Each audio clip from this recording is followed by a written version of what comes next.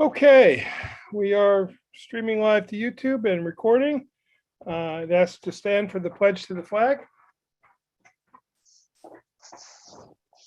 Pledge allegiance to the flag of the United States of America and to the republic for which it stands, one nation, under God, indivisible, with liberty and justice for all. Okay, I'd ask Christina to do the roll call, please. Councilwoman Allen. I'm here. Councilwoman Hagen Depew. Here. Councilman Hewitt. And Councilman Paddock. Here. And Supervisor Baden. Here. Okay. Also present is Guys, I'm in a meeting. attorney for the town, Out. Christiana. Out. So our first order of business tonight is a continuation of public hearing for local law number 2, 2021. This is amendment to chapter 140 zoning. It is to add a new subsection regarding short-term transient rentals. And before we open the public hearing, Mary Lou, we still have not done part 2 of the seeker. Should we do that first before we convene the public hearing in case anybody wants to comment on that? You can, but you don't have to do it until before you make a decision on this. Okay. So totally up to you. Since- You may since want we to have- wait. in Yeah, case since of- we have so many people in the meeting, let's go ahead and we'll listen to their comments and then we can decide if we want to do the part 2 after we hear comments or if we want to wait until we make a decision. So I'm just going to take people in order as I see them on my screen. It may or may not be the order that you came in on. So the first person here to speak is Chris Bolton. If you can unmute and tell us your comments, please. Hey, I honestly don't have any comments. I'm just here to kind of listen to everything and learn. Okay, If that makes any sense. great. Thank you. Thanks. Next is Matthew Zander. Hi, my name is Matthew Zander. Nice to be on with you all. Similar to Chris, I think I'm trying to take in the pros and cons of the proposal and get an understanding of how the town benefits from enacting such a proposal. So maybe if I can hold my comments until later, I'd be happy to do that. Sure. Next is Michael Coleman.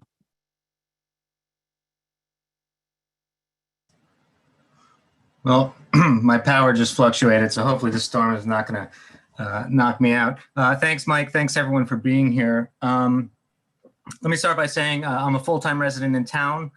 I'm actually surrounded by short-term transient rentals. I'm also a person who has extra space that I might someday consider renting out, and I like the idea that that might be an option for us down the road. I love all of my neighbors, but I don't necessarily love all of their guests.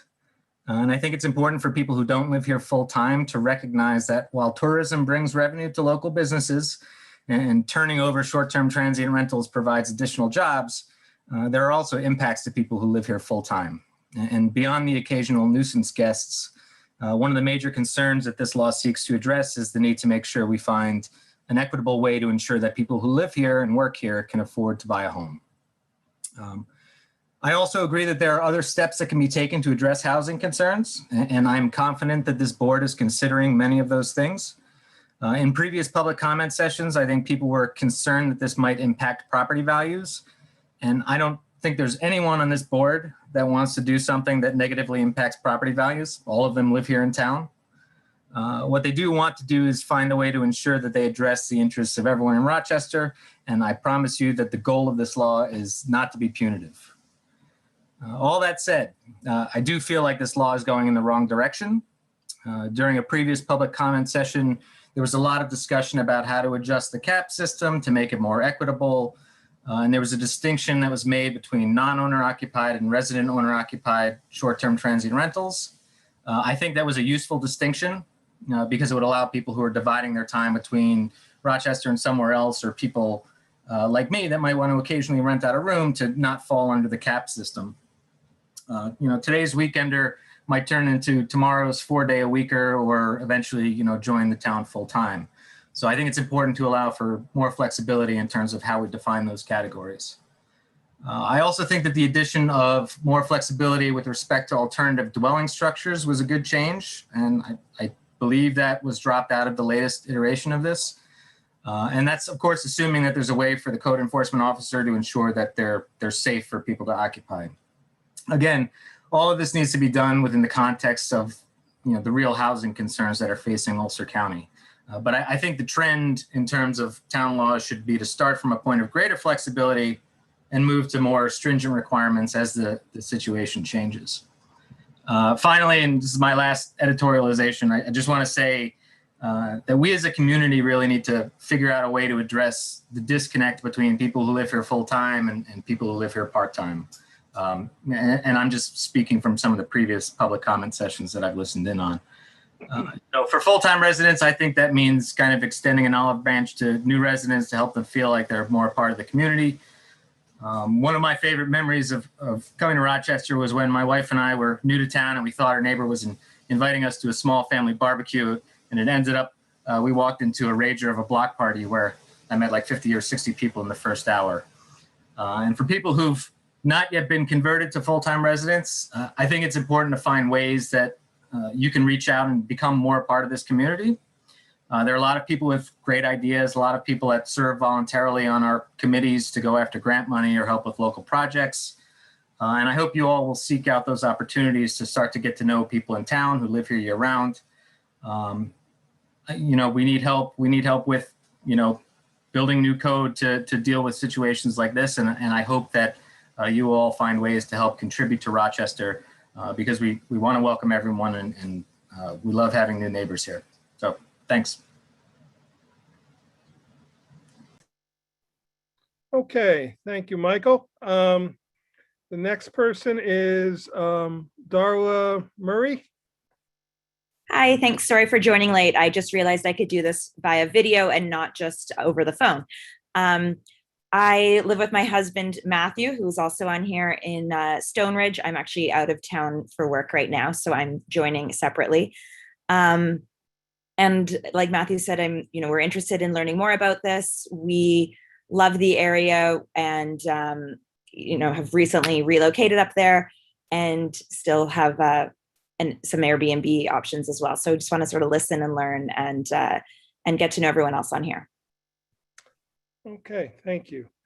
Next is Justine, and I apologize. Is it Beneth or Beneth?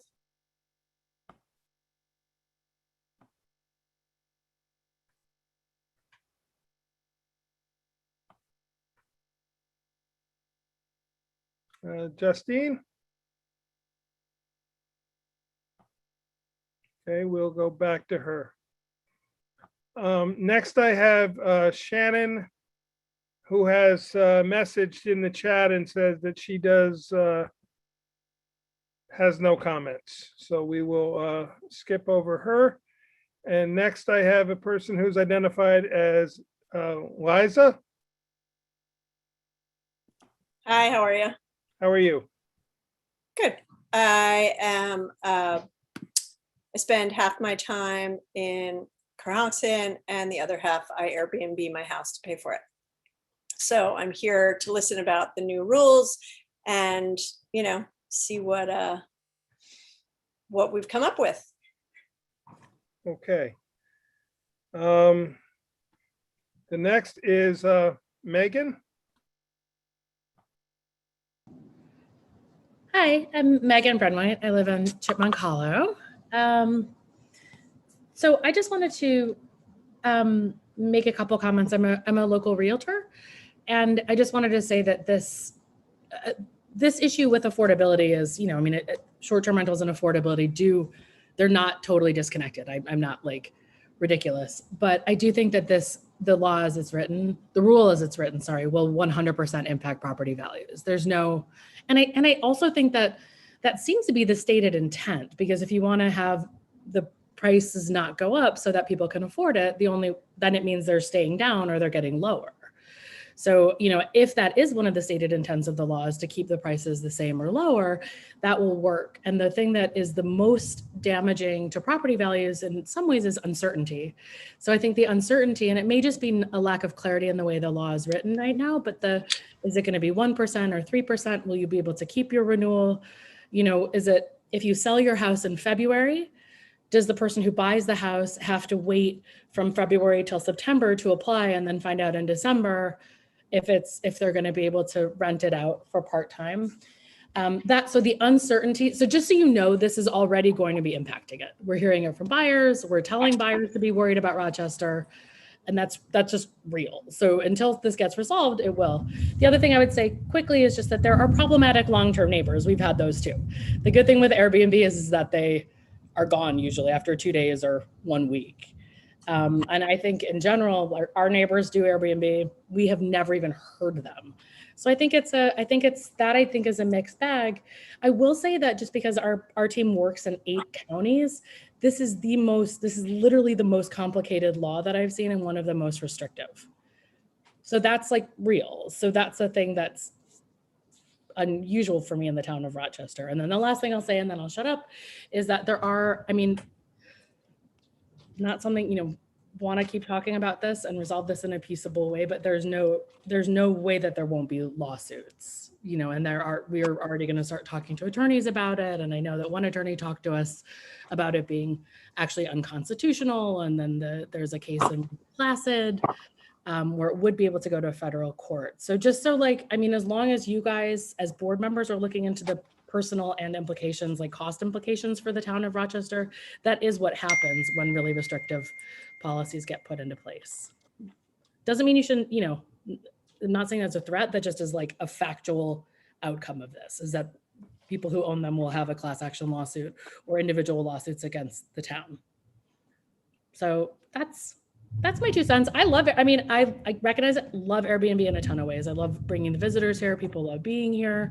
I don't have a current Airbnb in the town. I don't have skin in that particular game, but I think the benefits are pretty obvious in a lot of ways. So that's it. Thank you. Okay, moving on to Michael Rubin. Hey, I don't have a comment at this time. Just Yeah, I apologize. It was cut off. All I saw was the no, but now I see. So my apologies. okay. Okay, next we have 4 people who have called in on the phone. The first person is ending in phone number 2492. If you push *6, you can unmute yourself.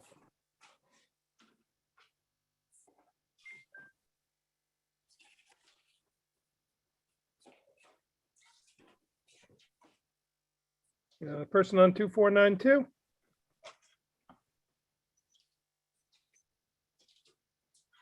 Okay, we will move on to the person who is calling in on 5704.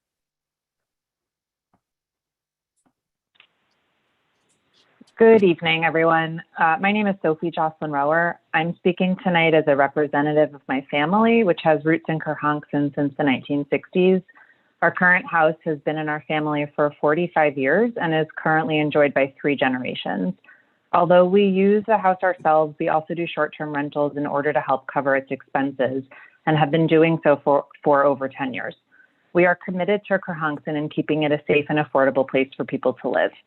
We appreciate that the town of Rochester wants to preserve affordable housing in the area and is looking at the pressure that short-term vacation rentals are putting on the housing market, particularly those that are operated by companies that are buying property with the sole purpose of creating short-term rentals. The current proposed rules may serve to benefit these larger entities who have the resources, both financial and legal, to more easily comply with the permitting process. We all know that the town of Rochester benefits from tourist dollars, as several people have said already this evening, but we must balance that with the need for affordable housing. We respectfully request that the board consider how to create carve-outs for people like us who have been in the community for a long time and who retain their properties for personal use. It would be a shame if the regulations made it more difficult for mom and pop operations who have roots in the community to operate in a responsible way, leaving that business solely in the hands of entities with no connection to this community and no true desire to contribute to it. Thank you so much for your time. Thank you. Next, we will move to the caller that is ending in 0623, or was that the one I just did? I apologize. Can you hear me? Yes. Hi, I'm Gala. I live in Kerhonkson. I've had a house there for 17 years, and I'm just here to listen and learn. Thank you. Okay, thank you.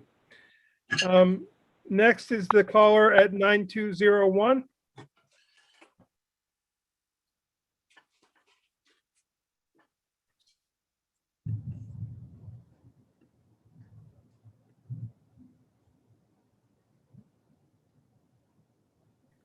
Caller at 9201. Yep, there we are. Hi. How are you? Hi, my name is Emily. How are you? I'm just here to learn about the regulations. So thank you. Okay.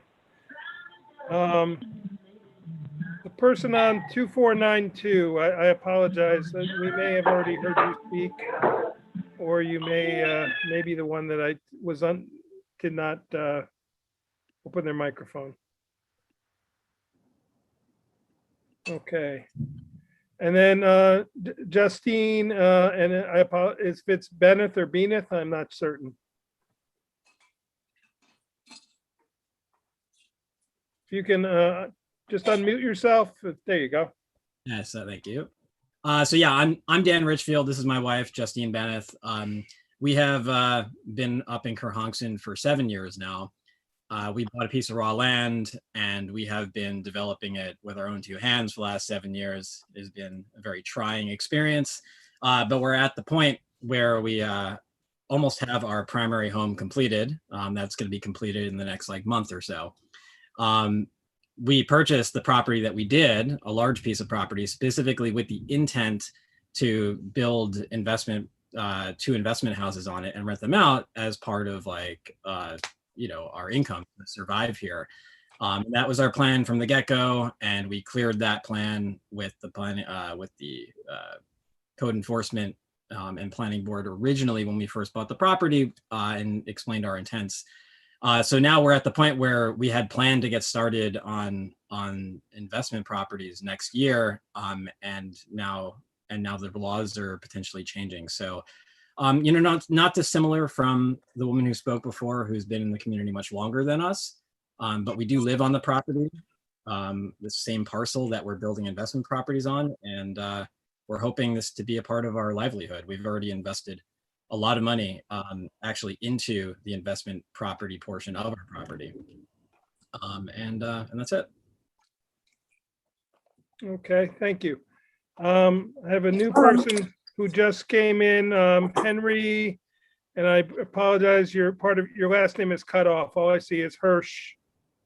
Oh, it's Henry Hershkowitz. Hi. Thank you. How are you doing? How are you?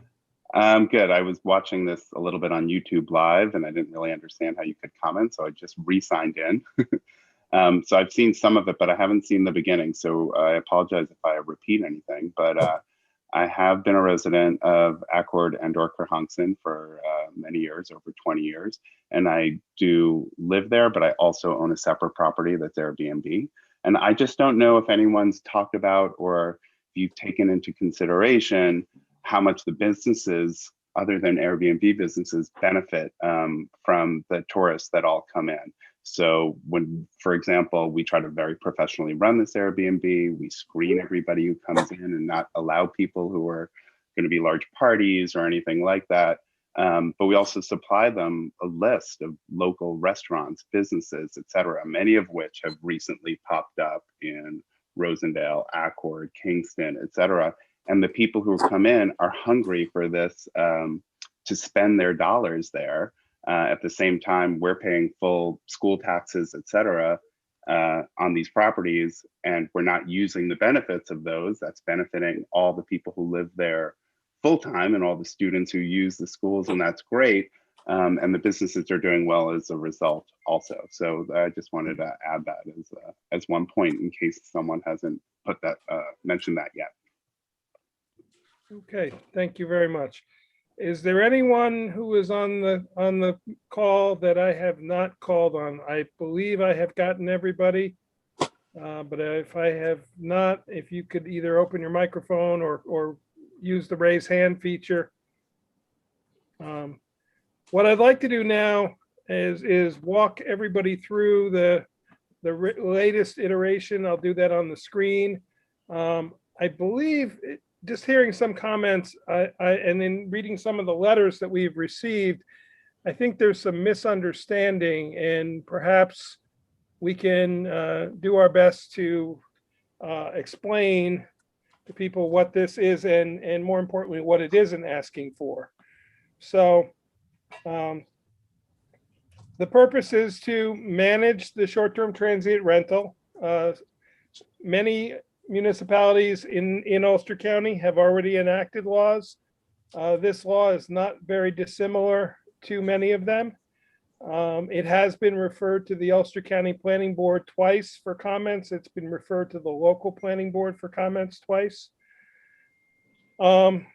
We are limiting this to accessory use. We are doing this specifically as an accessory use, which means you do not have to go to the planning board for this use. In some municipalities, you would have to go to the planning board. It is allowable in a single family or two-family dwelling unit if you receive the permit, and it is allowable in all the town zoning districts with the exception of the industrial and the natural resources, which is primarily the town's mining and logging area, which is not a particularly residential area to start with. So you must meet the density and setbacks for the structure as if it were a full-time home. That is not unlike any other requirements for density and setbacks. It cannot be done in a multifamily dwelling unit. It cannot be done in a parcel utilized for commercial or industrial purposes. And you cannot do it on vacant property which doesn't already have a residential dwelling unit. If you desire to do it on a vacant land, that would be a tenting or another alternative way to do it. The town has a campground code that you can follow. You would already be meeting the definition of a campground use in that.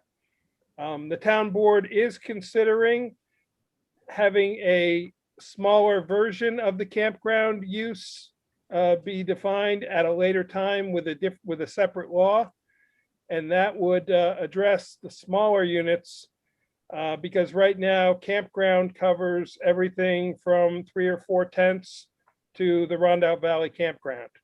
So we are considering having a smaller version of it, but that is not a part of this code.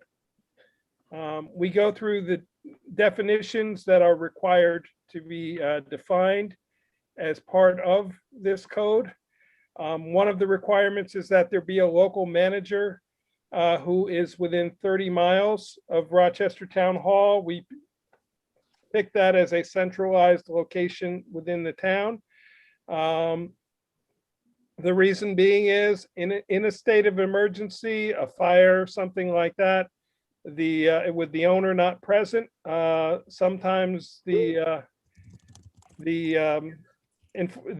rescue personnel or the fire district or emergency or police would need to get in touch with somebody who is closer by than perhaps a great distance away.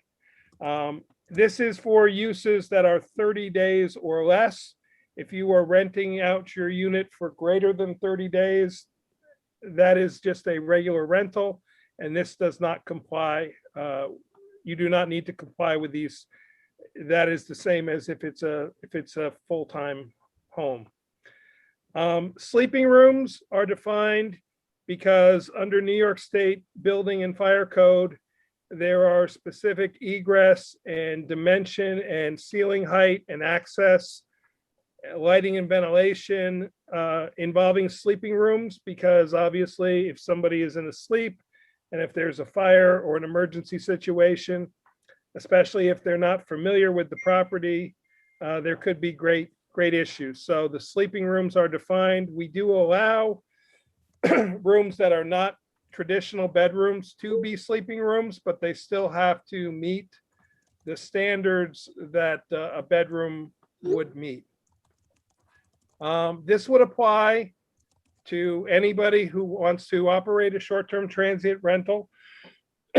And in order to do this, you must get a valid permit from the code enforcement officer. And a couple people have said about the onerous conditions. I just wanted to sort of reply that you're only asking for a permit through the code enforcement officer. You're not having to go through planning board approval. You're not having to go through a site plan review. You're just having to go through a permit process through the code enforcement officer and an inspection. And as your property, when you allow people to stay there for a fee, you are essentially turning your residential dwelling into a commercial venue. You're essentially running a home occupation. And that because it's open to the public, the town is required to make sure it meets all the criteria of the building and fire code. If it's your own dwelling and your own family, we do not have the ability or the authority to come in and review and make sure that it is being complied with. So that is the reason behind this inspection process. We are saying it needs to be owned by an individual, a sole proprietorship. We are also allowing limited liability partnerships and limited liability companies because we understand that for insurance purposes and taxation purposes, in many cases, an individual may want to create that. We do not want to have a corporation owning these. The intention of these is for residential, not to turn into a large business. We also are saying that you may not hold permits on greater than 2 properties at any time. If you have multiple units within one property, that only counts as one property. So many people who spoke said, we own our house and we own another property. So we heard that. We added this in. What we don't want is somebody to come in and buy 5 or 6 places and turn them all into short-term rentals. That really is killing and will kill the housing market in the town of Rochester. So existing short-term rentals, you have, when the law is enacted, from the day it takes effect, which we will determine what that day is by the filing with New York State, or we will set a date of effect. You will have 90 days to apply for the permit. Doesn't mean you have to complete the permit process. It just means you have to go to the code enforcement office, fill out the application, or email it, or mail it, or however you choose to get it to them. You have 90 days to do that. You are allowed to continue operating until your permit is either issued or denied. So nobody that's currently operating who is operating properly will be stopped from operating. We are going to grandfather in anybody who has been operating prior and has registered with the Ulster County Department of Finance for what is known as the bed tax. They issue you a certificate of authority that states that you are properly collecting and paying the bed tax to them for accommodations. The reason we are picking April 1st is those are billed on a quarterly basis. So the first quarter ended in March. So we're saying anybody who was registered as of April 1st. The reason we did not set it in the future is this is our way to sort of reward the people who have been doing it properly. This code to register has been in effect for a number of years. It is not a new code.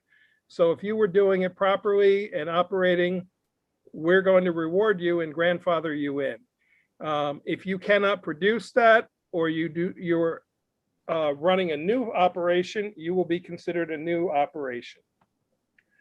The non-grandfathered permits, we will be setting a cap. The cap will be set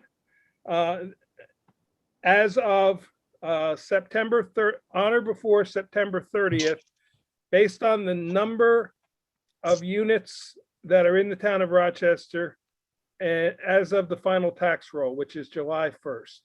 Obviously, this first year, when we adopt the law, we will be setting the cap sooner than September 30th. But moving forward, the reason we did not set a hard and fast number is we want to look at the situation each year to be fair to people and to allow actually the flexibility of the number of units. The people that are grandfathered in will be able to continue in operation as long as they continue reapplying for the permits and the inspection. They will be allowed to continue operating. The new people, that cap will take effect, but what we are discussing is approximately a 2% cap, which would be about 75 units above and beyond the grandfathered units. So potentially we could be having 150 to 200 short-term rentals in the town. That is a sizable number, and the number that we have been told by the county that exists currently is about 100. This is the motel and hotel and motel occupancy tax, which has been in effect since 1991. They did extend that to short-term rentals fairly recently, a couple years ago, I believe. The reason the fee is not mentioned in the code is if we then change the fee, we have to amend the code. In most of our local laws, a specific fee is not mentioned.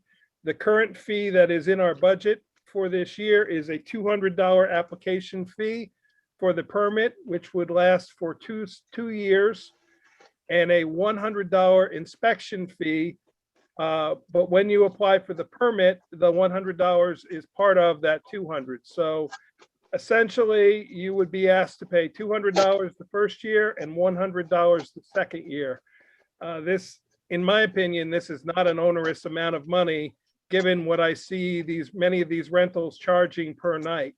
We're talking about a night or two stay to pay that fee. You must get a separate permit for each separate dwelling unit.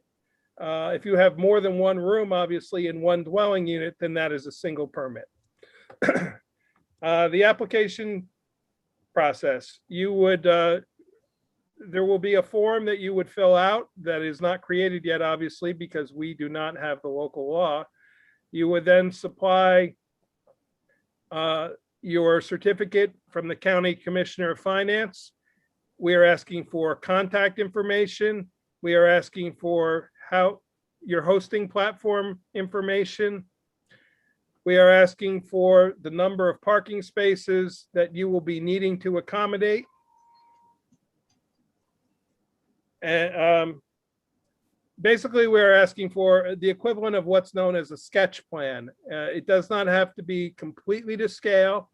It just has to be a semblance of a description and drawing so the code enforcement officer can see what you're doing. The maximum occupancy of your dwelling unit will be established by the code enforcement officer based on the number of bedrooms and or sleeping rooms with regard to the fire prevention code.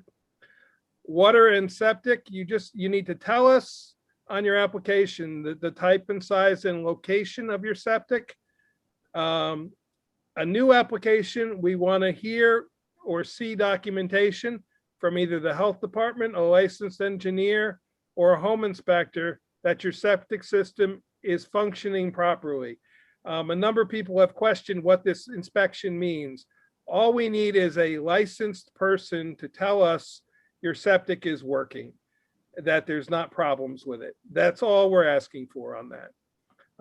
We're asking to show us where the fire extinguishers are. We are asking for a floor plan which shows the methods of ingress and egress. Also, under New York State Building Code, kitchens are not allowed to be sleeping rooms. So you can't house people in a kitchen. I don't entirely know the reason, but my suspicion is that there's probably a greater risk of fire in kitchens. The plat, this is not much different than taking a survey of your property and just sketching in this information. Garbage removal, you have to just tell us how you're going to get rid of your garbage, whether it's you're going to take it to the transfer station, you have a pickup of it. If you have a dumpster, we want to see it on your plan where it's going to be. We also ask you to submit a copy of the house rules that you will have. And if you do not reside within 30 miles of the town of Rochester, we ask for a local contact. That is the whole application process. So I'm not quite sure some of the comments about onerous. It does not seem incredibly onerous in my opinion. Inspections, you would then be inspected. The code enforcement or fire inspector would schedule an inspection with you. They would come do your inspection. If there are problems with your inspection, they would notify you of the issues and they would give you the opportunity to correct those issues and then have a re-inspection. The town will send notice to neighbors within 500 feet to allow them. The reason being on this is if you had gone through a site plan approval, you would get a public hearing and neighbors within 500 feet would be noticed. This is strictly a permit, so this is a little bit of a hybrid. A letter will be sent just notifying them that a short-term rental will be operating on that property.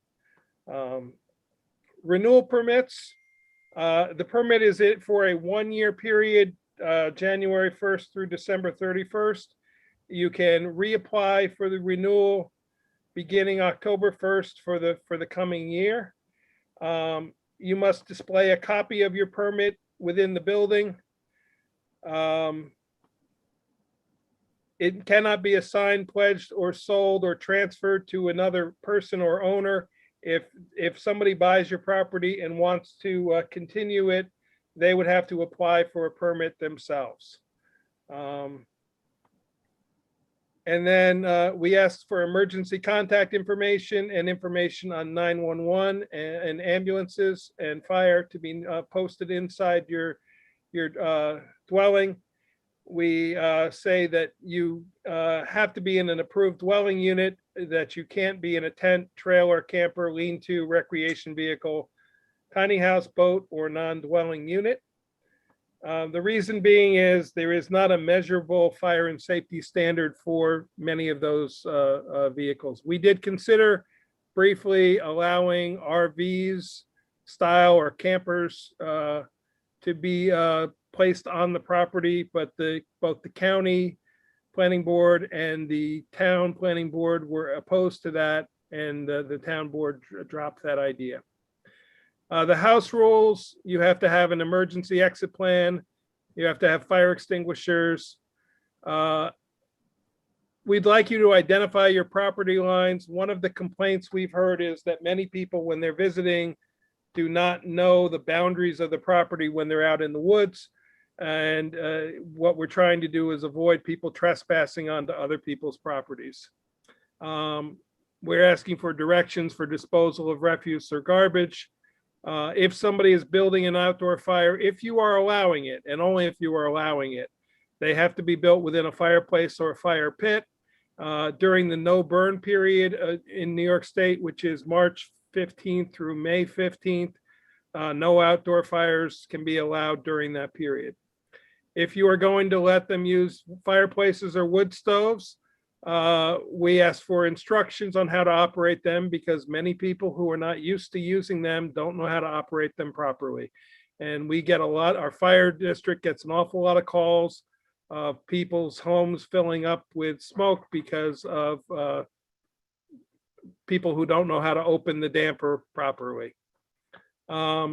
They may not be permitted for use for any commercial use or commercial event space. no outdoor camping, and the parking can only be in the designated parking spaces. And then we have a section of complaints of how the code enforcement would deal with it. So that is the extent of the code. With that being said, I see there's a new person who's come into the room, Erica. Do you wish to speak on the public hearing?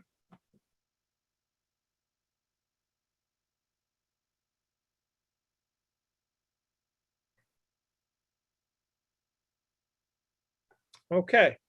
At this time, I'm going to turn it over to the board. Do any other board members want to make any statements, comments? This is not really a question and answer session, so it's we don't want it to be that. We're here to hear your comments, but being that this is a regular meeting as well, I'll give the board, and if any of them have. Do you want to wait till you decide whether you're holding this open or closing it? Because it's not really something where you would generally comment during the public hearing. Okay, understood. And Erica, also, Mr. Zander had said he might want to speak after he hears things. okay. I see Erica now is on camera. Do you wish to speak, Erica? Okay, I saw the head shake. No, thank you. So Mr. Zander, did you want to speak again? Thanks so much. A lot of what I'm thinking about has already been covered, so I want to be mindful of time. I would just reiterate the idea that when I've been operating Airbnbs in the past, it's definitely helped the local economy by bringing that tourism, but also giving opportunities to local workers, whether that's folks who are working on the grounds or the companies that help build those septic systems and others. And so I think that's important to recognize as well. And everything else that I've been thinking about has been properly covered. So thank you. Thank you. Michael Rubin, I don't know if you spoke before. I just noticed you. If you'd like to speak. Yeah, I did want to say, we, like some of the other people here mentioned, we've owned our property in Kerhonkson close to 25 years. And, one of the only, and now with the pandemic, whereas we had been sort of weekenders, and being the age that we are, we've been transitioning more and more to being here, actually during the pandemic, full-time and still full-time. But one of the ways that we've been able to sort of float this boat is by doing Airbnb, and the cap in particular really concerns me, given the actual, what I understand to be the size of the town of Rochester, 75 or to 100. I don't know where Ulster County is getting that estimate, but that seems to me to be a particularly troublesome number. And I think there are a lot of people like us who only really can make the economics of their situation and are relying on the economics of their situation by doing this kind of thing. If not with Airbnb, when Airbnb came on the scene, then through other methods. So it seems to me that you're potentially by, it's one thing to put in a series of codes and say, okay, you should have fire extinguishers and we want to make sure your septic systems work and all that sort of stuff. That seems, although quite frankly, a lot of what you just read does strike me as a little maybe solving problems that I don't know really exist yet. The local property manager being able to designate for emergency crews or whatever. It seems to me like it's anticipating problems that, if they don't already exist, might equally exist for, let's say, a senior citizen who's disoriented in their home, or a million other people who might be in different contexts. So it seems like there's a particular rigor to the regulations here that is coming down on this particular community in a way that I'm not sure is really justified by the facts. But just to finish what I was saying before, a cap of 75 in all of the town of Rochester seems like it could be incredibly restrictive. And I just want to clarify, I believe you may have misunderstood. That 75 would be above the grandfathered ones. So the ones that are currently operating properly would be grandfathered in. So, Right, but I don't know what that number is, but you know, it seems to me that there might be other ways. You know, that cap seems to be sort of addressing a whole, you know, different problem. And I'm not even sure myself exactly how to, you know, to gauge it. I just, you know, I'm happy, you know, being who we are, to, you know, if there's a law saying, okay, you know, from now on, you have to file for a permit or a regulation, that's great. If there's a permit for me to be had because I've, you know, filed responsibly on time, then I'm happy to do that. But if I showed up, you know, wherever I have to show up and can't pull a permit or can't get a permit because I was number 101, you know, on that day, that is, to me, seems like a very, very low number of people. And it would seem to be punishing, you know, potentially, depending on how many people were on the other side of that line, and people who depend on, you know, on this to, you know, for their livelihoods or to be able to live here or to, you know, to do things that they do. That seems like it could be a really, you know, onerous and extreme consequence to people who might find themselves on the other side of that line when they are, you know, willing to comply and willing to be good citizens and good neighbors. So that's my biggest objection to everything that I've heard here today. There are other things that I could pick nits with, you know, but that potentially could be, seems to be like it could really be extremely problematic to me. thank you. Is there anyone else who'd like to speak? If not, what is the board's feeling? Do we want to hold the public hearing open again? Do we this has been our third public hearing. This is our third version. If we make substantial changes after, Mary Lou will tell you, we'll need to reopen the public hearing. We can make minor changes. There are two parts of the code that one is, and it's just a correction. There is a reference to a section of code that is incorrect because we made changes, and so we need to just correct that. I think, Mary Lou, that's a correction we can make without taking new comments. Correct. And the other thing I would like to suggest to the board is that we make this be effective at a later date rather than an immediate. We know it's going to take about a month. When and if we adopt this, it will be about 30 days before it would be completed being filed with the state. I would just like to suggest that perhaps we put a hard date in there of it goes into effect September 1st or something like that. I'm not saying that has to be the date, but so those are the two changes that I would like to make from the prescribed code. I don't know, Mary Lou, you could tell me if either one of those required reopening the public hearing. No, they don't. Okay. Yeah, so you should decide now whether you want to continue or close. Yeah. What's the feeling of the board members? If we hold it open, we will have to convene another public hearing. I'm not saying that's good or bad. I'm just saying that would be the case, is we would have to convene another public hearing. I would make the motion to close the public hearing. Okay, I have a And- motion.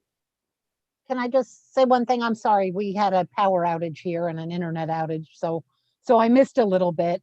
I just want to make sure that you mentioned that we do have, I think, 13 new letters that are made part of the record.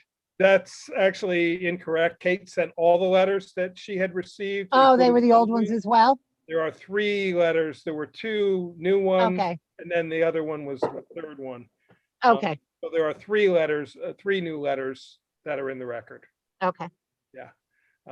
She resent all the others as well from the second public hearing, excuse me. Just wanted to, if you're closing it, I wanted to make sure that was stated. Yeah. Okay, we have a motion from Adam. Is there a second? Okay, I'll second the motion then, to close the public hearing. I think B is trying to. It's not showing her muted, but we Oh. can't hear you, B. Muted. There you No, go. you're Now we can just, hear you're you. very quiet for some reason, much quieter than everybody else. I'm not sure why. You just came through, B. I did. Well, Yeah. good. Yeah, your volume is really, you don't have something blocking your microphone on the computer, do you? Paperwork or something? No, we had a very severe lightning storm. I'm not Yeah, sure It did. Yeah, Yeah. and just in comparison to was- everybody else, it's like you're whispering, sorry. So B, were you seconding it to close the public hearing? Okay, thank you. So B has seconded it. So we have a motion and a second. Is there any discussion from the board members? Now you are muted, B.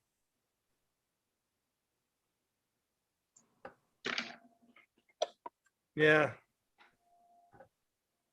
B, can you write whatever you're trying to say in the chat?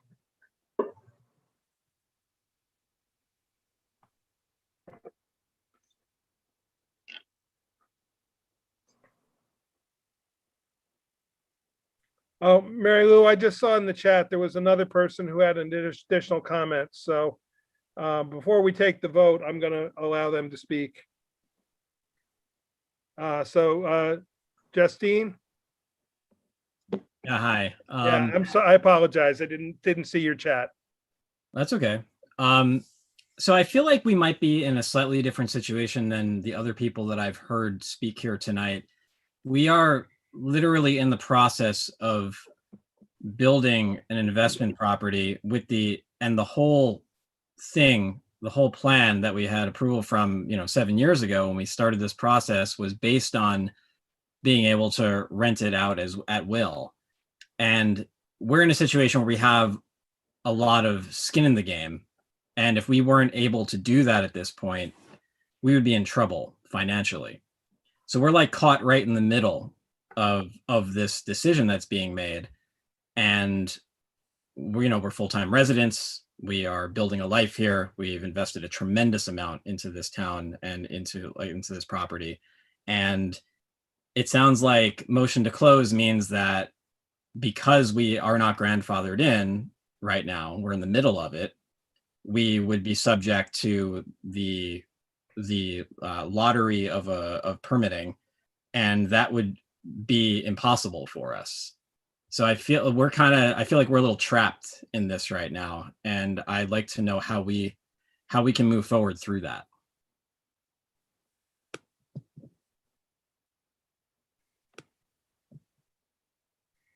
Well, there's not a specific answer to that, other than the exception or the statement that it's not a lottery process.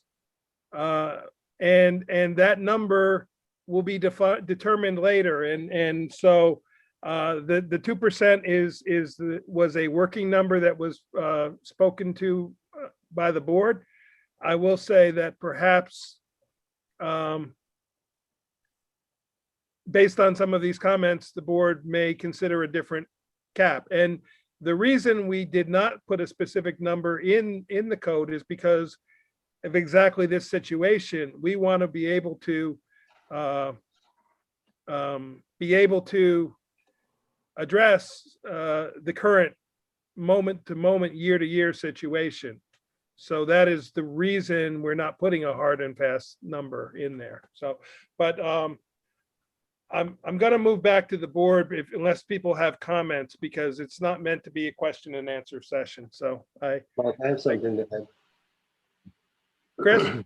Yeah, I'm going to echo what B said in the comments, that over the last couple of years, we've worked really hard to incorporate many suggestions. Things people brought up tonight are very important. And so you've come into the process a couple of years into this. So 2 years ago, the law was very different. And we've listened to most letters that have come in, most comments that we've gotten. And so I think closing tonight is more of a product of years of effort. And we want to continue hearing from all of you because, like Mike said, the limit can change. And we're being required by the county to create a limit to address the housing plan that they released recently. So towns are now being asked to create limits in order to ensure that we have affordable homes for working class people and our neighbors. And so I, as a former Airbnb owner, I took my cabin off of Airbnb in order to represent the 7,500 people of the town of Rochester well, and I will keep it off of Airbnb in order to continue representing everybody. So I understand all of your concerns, your questions, and your points, and continue to reach out to us with questions as it evolves. Closing it tonight doesn't mean we're finished evolving the law. Thank you. Adam and B, a question as a sort of a, I guess what's known as a friendly amendment to your resolution or motion to close. Would you consider holding it open for additional written comments for a period of time?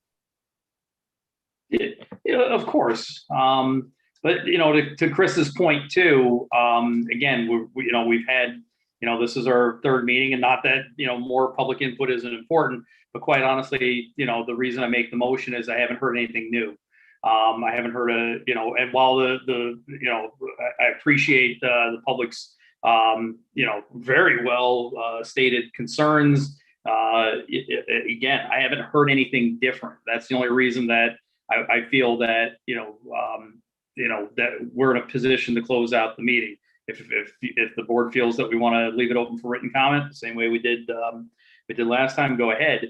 But I'm concerned we're not going to hear anything new. Understood. How about we hold it open for a short period of time until June 3rd, which is our next town board meeting. So if we hold it open for written comments until June 3rd at 4 p.m. And I'd ask that all written comments be sent to the town, either emailed or mailed or dropped off to the town clerk's office. That email, I will put it in the chat, but it is kgundberg@townofrochester.ny.gov. And we need Adam to amend Yep. his motion and B to second that amendment. So I'll amend my motion to hold the public comment period by written letter open until our next board meeting. June 3rd at 4 p.m. because that's our close. June of 3rd business. at 4 p.m. Yeah. B, you're okay with that? I see you verbally nodding. Verbally nodding. Yeah, that's an oxymoron, isn't it? She was, though. She was mouthing her lips and nodding her head. Let the record show that she's indicating that she amends Yes. her second. Okay. I'd ask Christina for a roll call vote. Councilwoman Allen, Aye. Councilwoman Hagan Depew. Yes. Councilman Hewitt, Aye. Councilman Paddock, Aye. and Supervisor Baden. Aye. Okay. Thank you very much. And as we said, anybody who wishes to add additional comments can submit them in writing. That's the process. Thank you very much. So with this, we're going to move on to the next topic on the agenda. Let the other people into the meeting. For all the people who are here for the short-term rentals, you are certainly welcome to stay. We are going to be discussing a rental housing project that is being proposed in the town of Rochester. So very pertinent to the existing topic. And just to note that it's not a public hearing. So Yes, this correct. is a discussion This between is the a board applicant discussion. and Yep. board members only. So don't be insulted if nobody calls on you. This is not a question and answer. Okay, so we are here Mike, to. I'm sorry to interrupt. That just also remind people of the use of the chat as far as public comment goes. Yes, we would ask that you not put comments in the chat to the general public. Thank you very much for that, Adam. We have an application for an economic enterprise overlay zoning designation for Walnut Brook LLC. This is located at 5688 Route 209 in Accord. It is the former Maybrook Lodge. We have with us tonight, so many screens here. We have Kenan Gunduz, and Kenan, is Carrie on? Yes. There he is. Thank you. Thank you for waving, Carrie. Carrie Dannenberg and James Bacon, and I believe the three of you are principal on this project. Is that correct? Yeah. We also have with us from the town's engineering consultant, Greg Bolner of Clark Patterson Lee, and Liz Axelson of Clark Patterson Lee. The purpose of tonight's discussion is to go the next step in continuing dialogue about this project. The first is we need to do the seeker lead agency designation. What I'd like to do is put that resolution up on the screen, and we will begin with that. Apologies, it'll take me one moment to get that file open.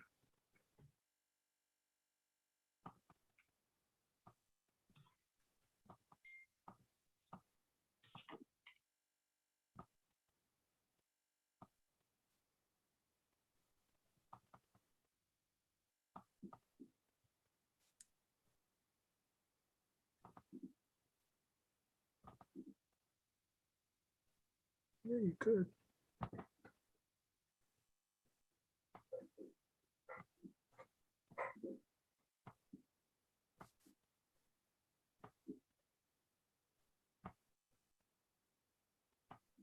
Okay, this is the lead agency designation. So this is the resolution. Whereas the Town of Rochester Town Board has received a zoning permit request to grant a zoning district overlay designation of economic enterprise overlay from Walnut Brook LLC for the parcel located at 5688 Route 209, Eckerd, New York, 76.2-2-10. Whereas Walnut Brook LLC proposes adaptive reuse of the former Maybrook Lodge facility to construct a multifamily housing community with a mix of one family, two family, and multifamily buildings totaling 24 units and 40 bedrooms. Whereas the Town of Rochester Town Board, in consideration of this request, has determined this action in accordance with the provisions of 6 NYCRR Part 617 will be classified as a type 1 action pursuant to section 617.4B3, 617.4B53, and 617.48. Whereas the Town of Rochester Town Board intends to serve as lead agency for the seeker review of this type 1 action. And in this capacity, Christina has now been able to get in. And in this capacity, will determine if the proposed action will have a significant effect on the environment. Whereas the lead agency will undertake a coordinated review of this action with these involved agencies: the Town of Rochester Town Board, the Town of Rochester Planning Board, the Ulster County Department of Health, the New York State Department of Transportation, and the New York State Department of Environmental Conservation. Whereas the Town of Rochester Town Board circulated notice of intent to seek lead agency to the involved agencies on April 6, 2021, and received reply back indicating acceptance of such from the Town of Rochester Planning Board and the New York State Department of Transportation. No other involved agencies responded, and the 30 days of notice to the request has passed. Now therefore be it resolved, the Town of Rochester Town Board hereby designates itself to serve, typo there, to serve as lead agency for the seeker coordinated review of this type 1 action, and in this capacity will determine if the proposed action will have a significant effect on the environment. I'll make that motion. Do I have a second?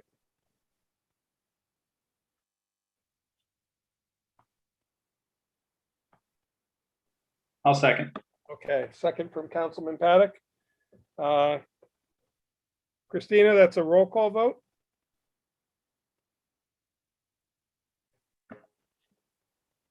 You're muted. Sorry. Councilwoman Allen? I just wanted, was there any discussion on that? Oh, okay, sorry. I wasn't sure. I can't see everybody, so I was. You know what, let me stop share here so we can get everybody back on. So, yeah, you are correct. Discussion, I'm sorry. Looks like there's none. Okay. Okay. Yeah, I apologize. Because there was no contention, I didn't anticipate there being any discussion. It's a procedural thing. The 30 days has passed, so. Okay, Christina, roll call vote, please. Councilwoman Allen? Aye. Councilwoman Hogan Depew? Can't hear you. She's nodding. Yep. Yes. Councilman Hewitt? Aye. Councilman Paddock? Aye. Supervisor Bader? Aye.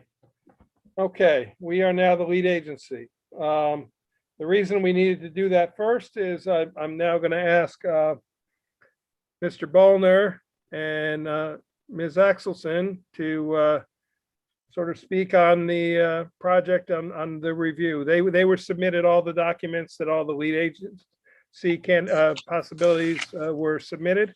And I asked them to take a look at the seeker part 1 form and the project as a whole.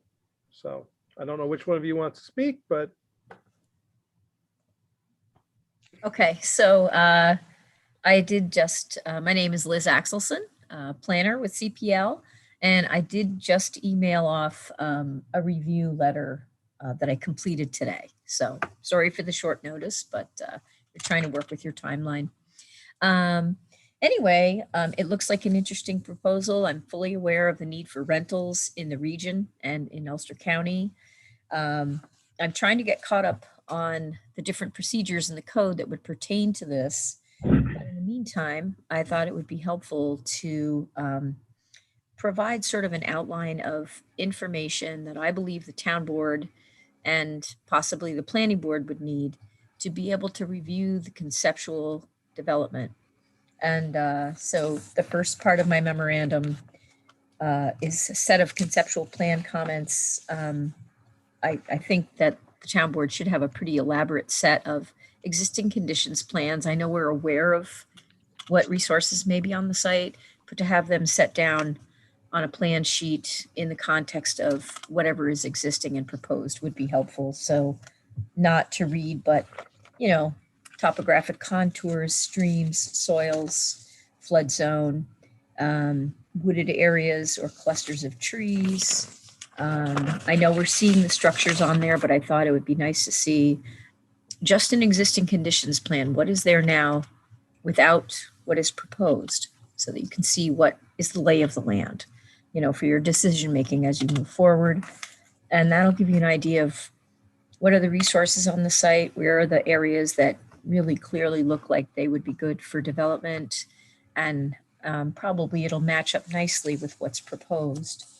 And also just to kind of conceptually show existing pathways, driveways, parking, that kind of thing. You know, how does the site lay out now? And then for proposed conceptual information, I'm asking for some of the similar things, but not to the level of detail of site plan. So conceptual areas to be graded possibly, any areas of rock outcrop, possible removal of rock outcrop, of course, having the overlay of the streams and flood zone, some kind of outline of areas of vegetation to be retained, landscaping to be removed and relocated, any existing principal or accessory structures to be demolished, those to be retained, those to be expanded, and those to be proposed new. Again, at a conceptual level, and then again, a conceptual pathway of roads, driveways, etc., so that you can see the lay of the development without going into the heavy-duty detail. And then in here, I also had some questions about whether or not there is a mixed-use component for this proposal, if that's been considered. If there's, say, a building close to the road that could be either completely or partially renovated for some kind of non-residential use, and whether that's desired by the town board. So I'd like to hear some feedback on that. And then I kind of walk through some of the code provisions that I can see that the applicant has worked hard to present a narrative about the project. And so I've listed some things I think it would be helpful to focus on, touch base on some of the code issues to show, you know, how they are matching up with the objectives of the town zoning. And then Mike had asked me to focus on seeker and EAF, which is what led me to wanting the existing conditions plans. So I did a review of the EAF. And a lot of what I'm asking for, I looked at the full EAF mapper platform, which the applicant had done also. It's an online platform DEC put together that shows all the resources. And so I provided a list of those and asked for them to provide a little more narrative rather than just answers in the form, specifically about surface waters, including wetlands, floodway, principal aquifer, and archaeological sensitivity. I'm guessing that the site has been disturbed, and so whatever archaeological materials may or may not have been there may be gone. I don't know if it was ever farmland, but I'm suggesting a phase 1A archaeological survey, which is kind of a literature search, looking at literature, maps, reports, and putting together a brief review. And what they would do is submit it to New York State Office of Parks, Recreation, and Historic Preservation. They have an online platform. It's called the Cultural Resource Information System. So if they had a phase 1A archaeological survey done, they could take that brief report and upload it and ask the Office of Parks and Recreation, Historic Preservation to do a review and see if they need to provide any more information about that, just to get that process started. I think they could probably find some aquifer maps and do a brief blurb about that, citing any reports about the aquifer. There must be something. Those are the biggies. So that's my overview, is to try to outline what do we need to keep this process moving for the town board and the planning board to consider. And then I wanted to find out some input from you folks about, had you thought about mixed use? Had the applicant suggested any? Is that a consideration or not? Well, I can only speak for myself. The applicant came with a residential housing project, and the board was very receptive to that. And in my mind, getting the most residential housing we can on the property is probably, and I'm just speaking for myself, is probably the most important to me. I don't know how anybody else feels on the board, but there's a lot of property that can be used commercially, and this is a very good adaptive reuse. The question you asked before about the working through the code, the aquifer protection, this property is in the aquifer protection overlay. So the standards in there would apply. There is floodplain on the property, but none of the structures are proposed to be built within the floodplain. However, there is one building, well, there are two buildings, one that they're proposing to demolish and one that they're requesting to remain, which is in the 100-foot setback from the high water mark of the named stream. That is a town imposed code. And so they are seeking relief from the town board for that. As far as density, they have 15 point something acres. So that with the town's multifamily housing, they would be allowed double density, and they are requesting 24 units. So they do fit in the density. I do realize that they are taking into consideration that the floodplain area only allows a density of 1 unit per 2 acres. And they actually took that into consideration. So in their mind, they are asking for a bit of a variance, but in reality, if they have 15 acres or 15 point whatever it is, they would be allowed under the code 30 units as long as they could meet setbacks and code. So that's essentially it. They, like I said, they are in the aquifer protection overlay zone, and they are partially in the floodplain zone. Greg, you want to add anything? If not, I'll let the applicant speak. No, I don't. At this point, there's not a lot of meat that engineering technical review can be done on. I think a lot of it is really the planning aspects, the code aspects, and the EAF. So, but as they develop additional information, as Liz has identified, then would be a little more technical review that could be done. One of the things that I was going to throw out there, and I'm not that familiar with the county, but LiDAR may be available for this site that could give the applicant the 2-foot contour intervals without having to actually physically go out there and survey it. It's available through state web users. I don't actually know how you get to it, but It's out there. I believe the county does have that data. So Kanan, that may be a source. You may want to reach out to the county planning department, and they might be able to assist you. They also do have a drone that they love to fly over properties for viewing, and they might be able to assist in that process as well. So with that, Kanan, do you want to sort of add anything or answer any of that, or give any more comments, and then I'll let the board sort of chime in. And well, first of all, I want to say that all sounds very helpful. Thanks to Ms. Axelson and Mr. Bolner, and we'd love to get a copy of that letter so we can make sure that we consider all those points carefully. I'd love to. I will make sure that we ask the county for any kind of data that we might have that might make that sort of topographical survey easier. We've worked with a specialist on architectural surveys before, so that's good to know. We have somebody in mind, and you know, to be honest, we're still building the team. We've worked with a lot of good engineering firms in the county, so you know, once we have that in hand, we can just start checking those boxes that, you know, on that data that you're requesting. And Greg, in terms of the seeker part 1 specifically, because we're kind of in a you know, a little bit of a holding pattern. We can't move forward with the EEO until seeker is completed. We can't complete seeker until we have more detail.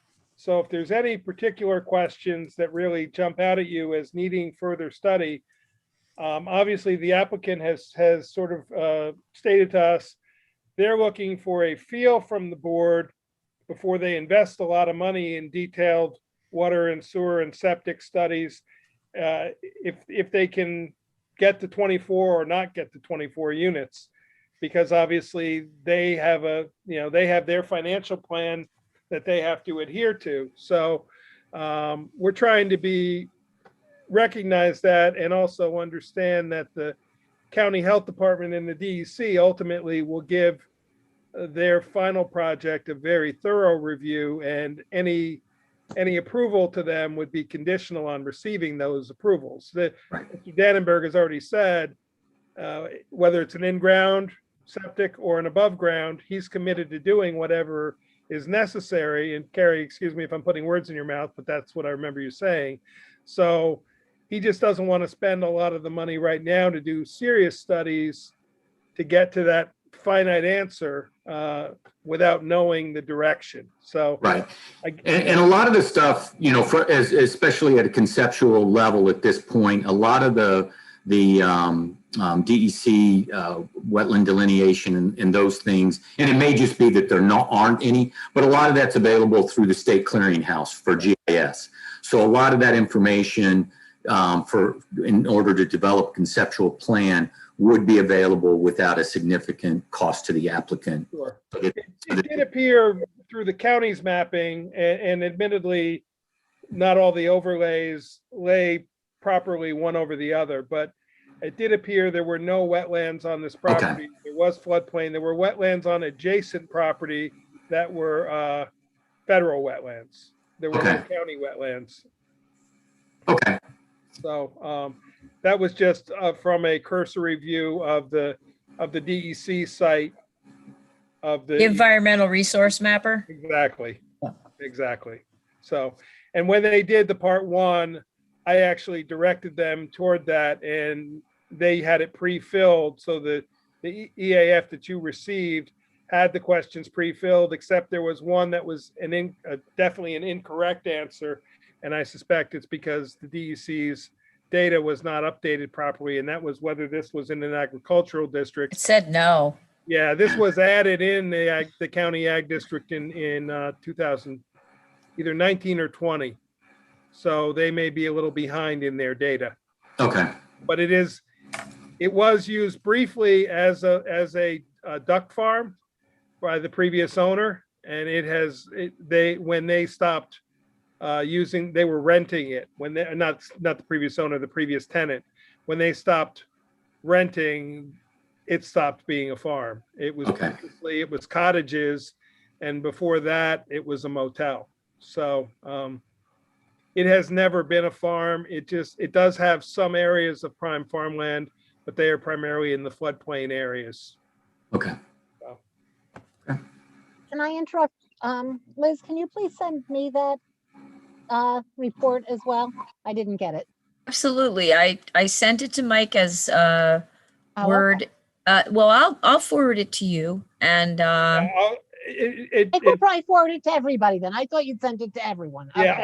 I will share it with everybody, including the applicants, so everybody can Thanks, see Mike. it. And yeah, and if I could suggest that both the Word and PDF go, so that if the applicant needs that for response. Great.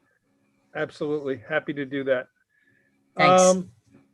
Is there anything either of you want to sort of add about conceptually in terms of the site plan itself? I could put it up on the screen if that helps to talk about it.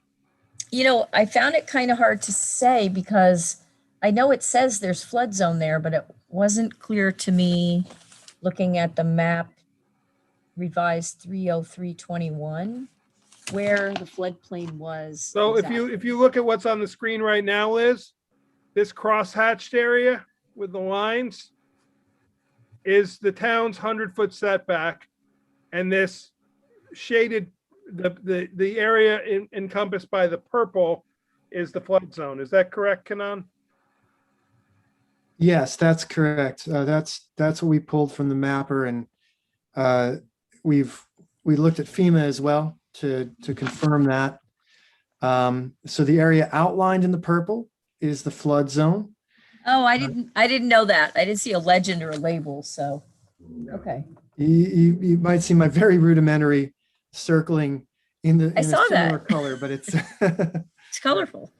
Yeah. So that is the flood zone, and then the crosshatch with the darker purple lines, and that is the diagonal lines. That is the town's 100-foot setback from the high water mark. Yeah, that I knew. Yeah. And this is where building number 2 is in it partially. That building they are proposing to demolish. Building number 1, they have indicated, is probably the most structurally sound building on the whole property.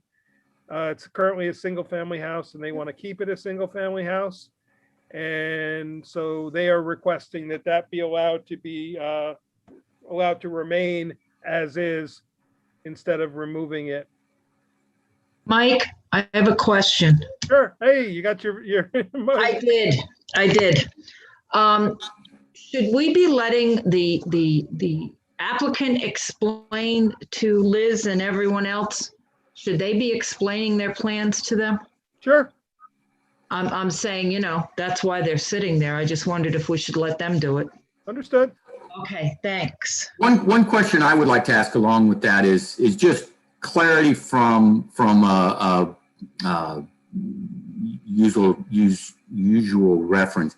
When you say a single family house, you're not necessarily referencing that it would be a single family lot. It would still be part of a common lot. Correct. Oh, sorry.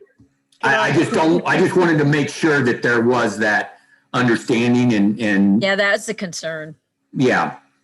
So that would be that. So it would be a single unit or a single family unit. Yes, that's the intention here, not to divvy it up and create separate lots for each building. Okay. I thought that was the case, but I just thought it was important to clarify for that clarity or for that. Absolutely. And I'm more than happy to go over the plan again. we've got here a number of structures that are in disrepair. We want to save what we can, of course. Number 2 that we propose to demolish is in terrible shape.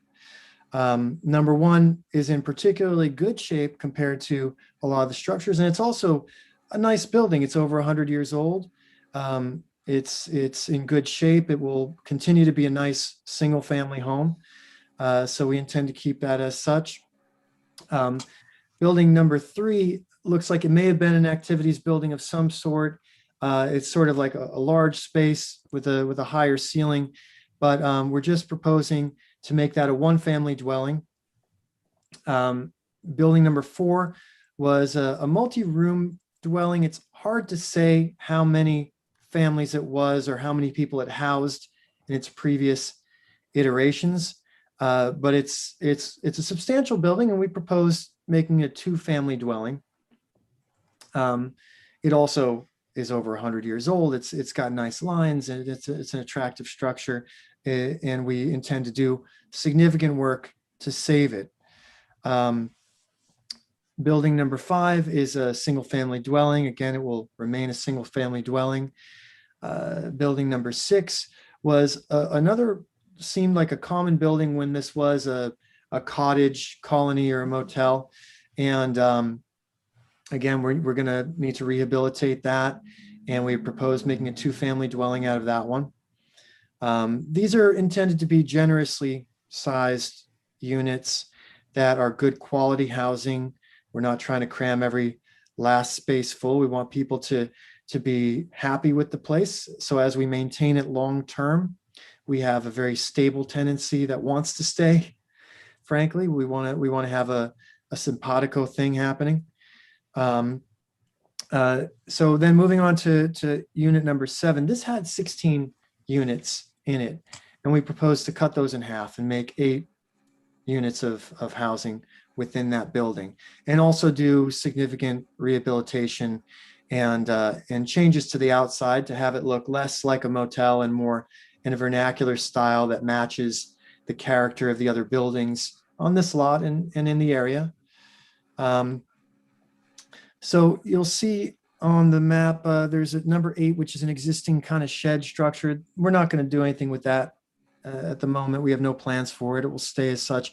You know, it might house some landscaping equipment, but we're not intending to make that into any dwellings of any kind. Number 9 is a swimming pool that has already been infilled, actually.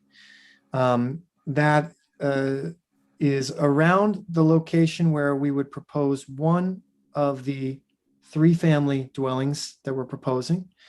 And those are sort of encompassed by number 10 on the site plan.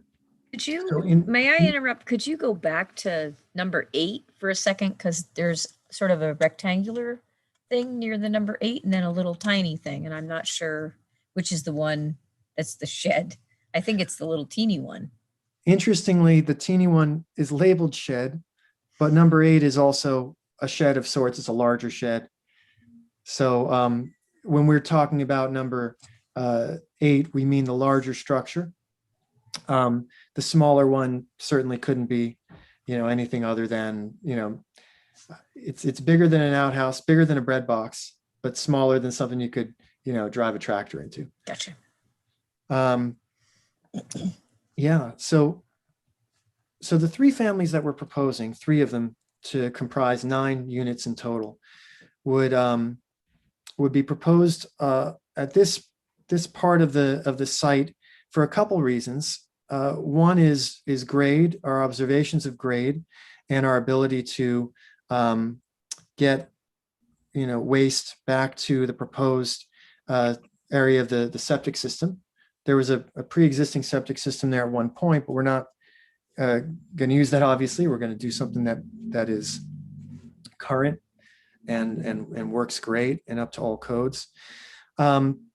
Also, that area allows us the ability to create new structures in a style that are, again, in keeping with the character of the buildings on the site in the neighborhood, sort of a farmhouse aesthetic. And it will provide some screening for this large structure, number 7, that was the motel. Even though we proposed to beautify that, it still is obviously a commercial structure originally. So these 3 units of multifamily, these 3 buildings, sorry, of multifamily housing, each one of them will be designed to look like sort of its own farmhouse, although the interior will be divided efficiently with generously sized units. The parking was proposed to serve all of the units and also allow turning radius for fire and emergency vehicle. Obviously, that could use some tweaking, but we'll work with in the code and with the authorities to make sure that those emergency vehicles can turn and that, it serves the needs of all the units. Some landscaping, additional landscaping is proposed to screen from 209. There's not a whole lot there right now, so we would propose to plant some native species, trees, grasses, shrubs for screening, but keep it, keep it in lines with what might have been there in a natural way, rather than doing topiary or some kind of ornamental plantings. We're going to try to have some native stuff happening.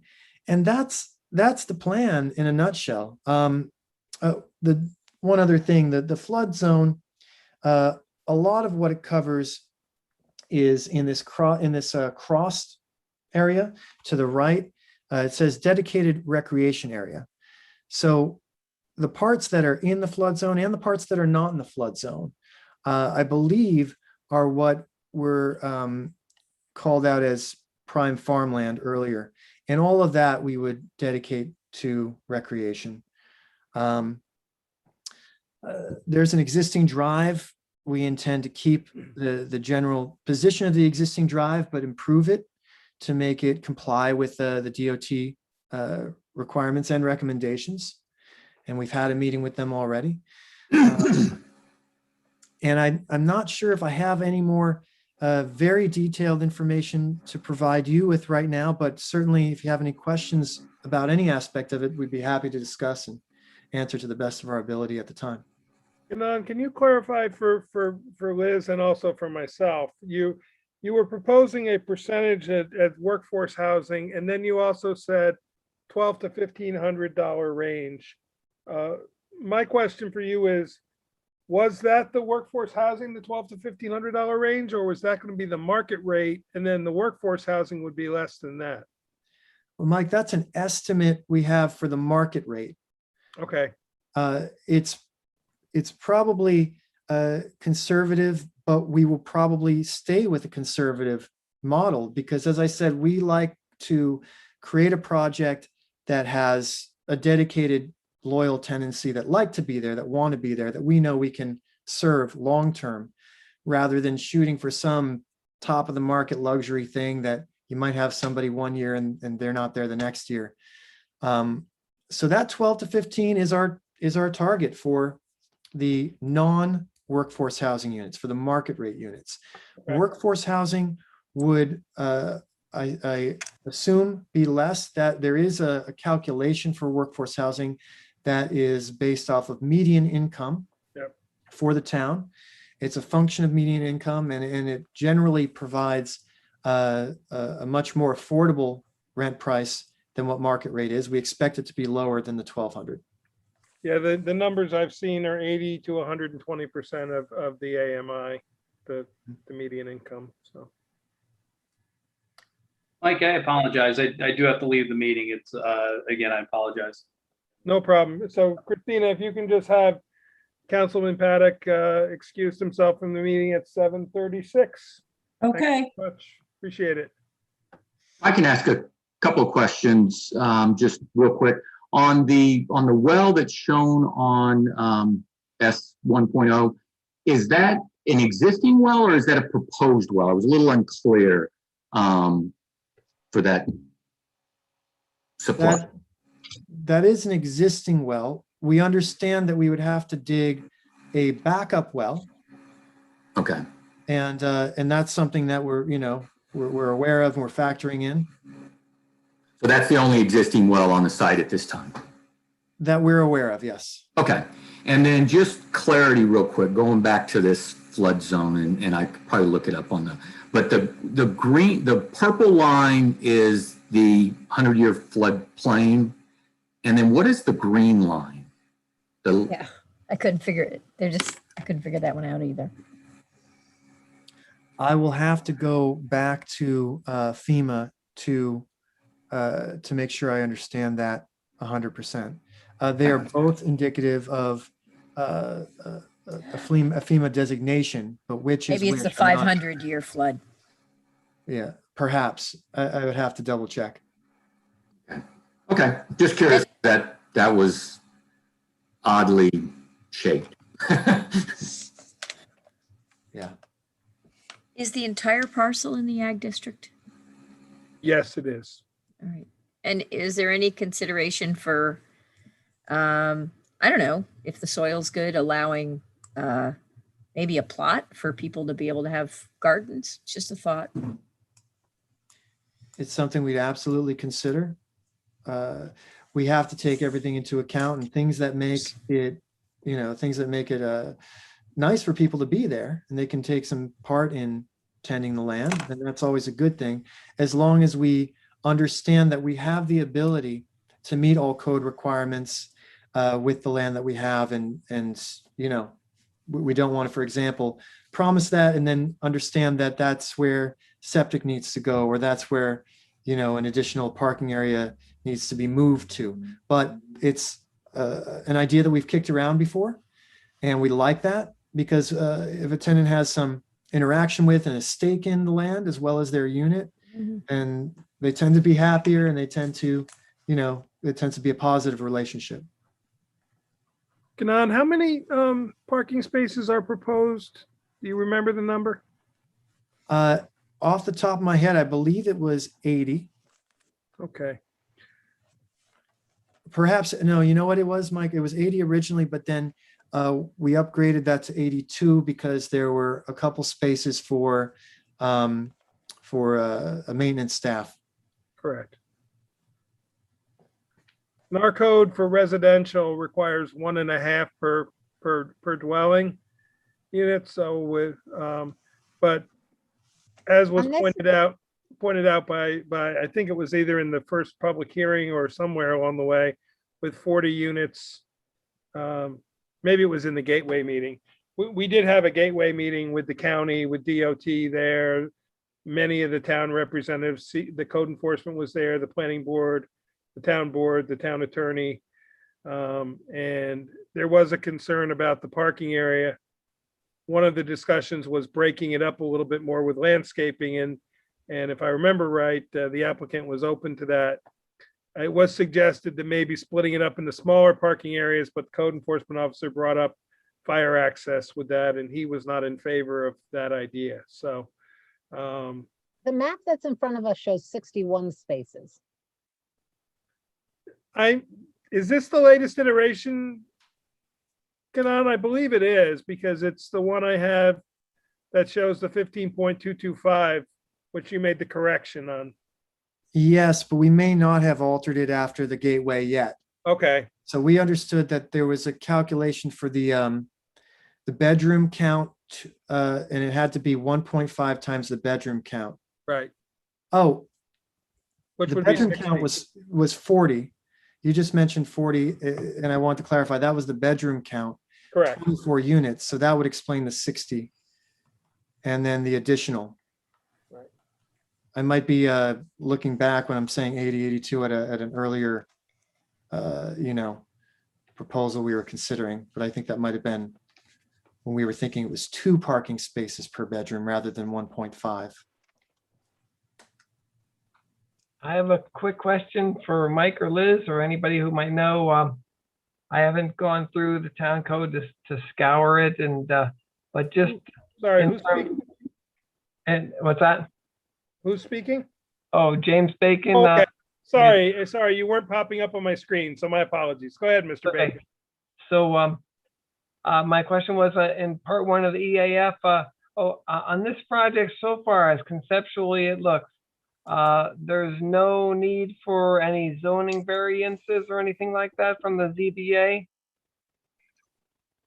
Is that correct?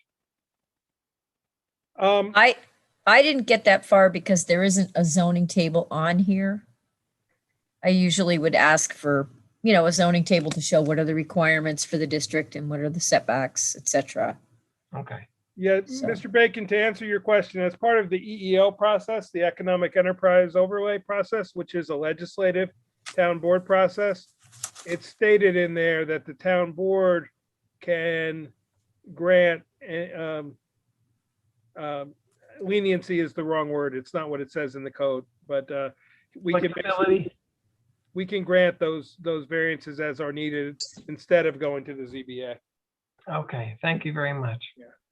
If any are needed, like for example, leaving that structure in the town designated 100-foot setback, that one is an obvious one that would need to be determined by the town board, whether it's allowed or not.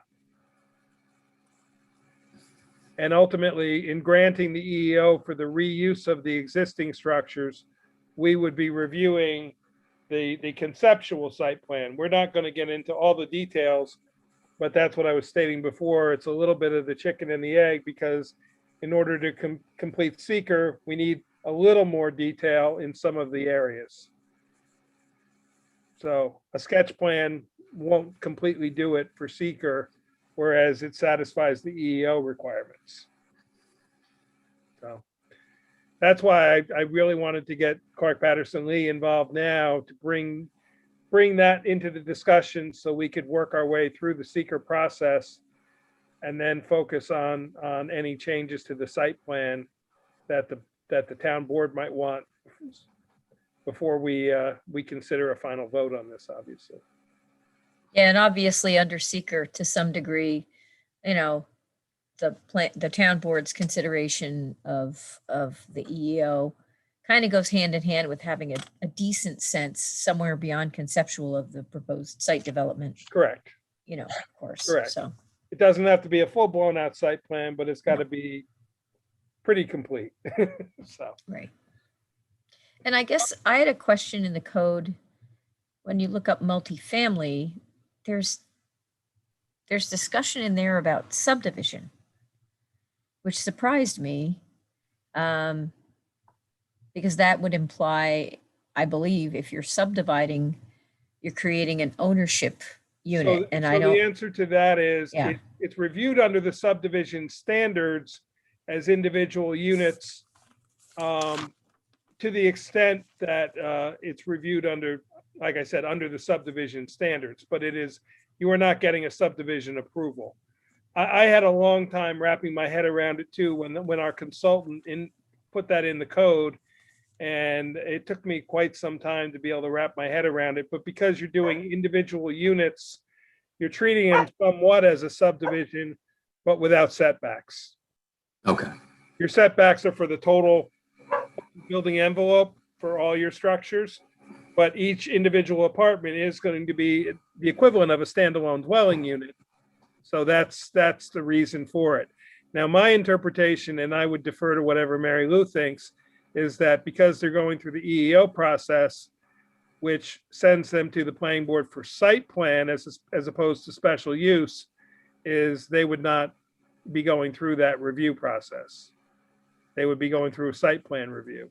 Right, I agree. There are things that this board can consider in ultimately deciding if and how this EEO would be formed.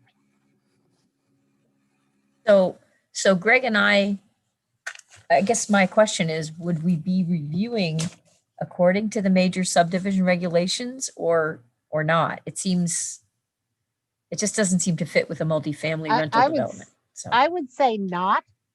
Okay. Because this isn't something before the planning board. We're in effect making a new zone for this property.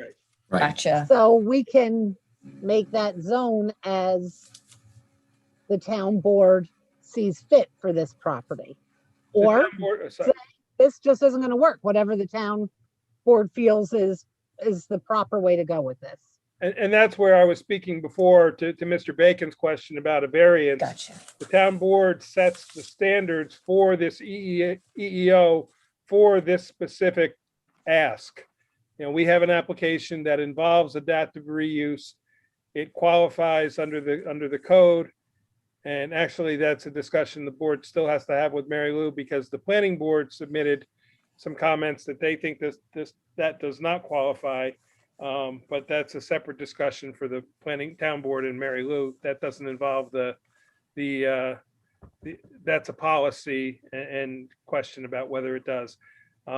It was referred to the town board by the code enforcement officer as an EEO. So Aaron, you have your hand up, and then Chris does. I think Chris had his hand up first. So Chris, you go ahead. Thanks, Mike. Thanks, Aaron. I really like Liz's point about mixed use and a mixed use component on the property.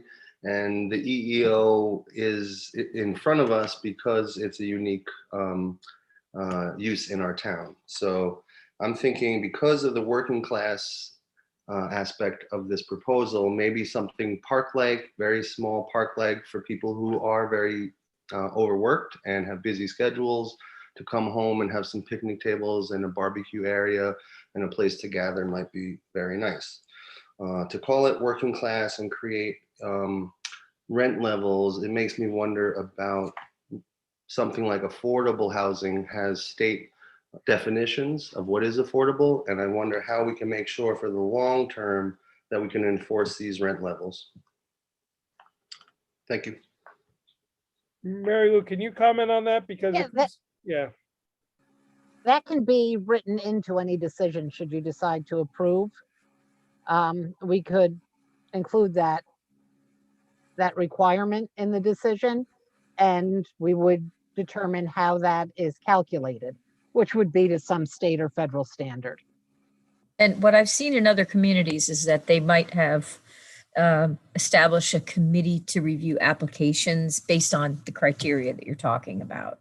So it'd be like a little local body in the town of Rochester. Yep, I've seen that done as well. Thank you. Okay, Aaron? Yes, I had two questions. One is sort of a statement and then a question, which is it's not simply that it's up to the town board, like whether we see fit. We do have some standards that are outlined in section 8 of zoning code 140-18.1, which is the EEO overlay law. So one of those is that it's the health and safety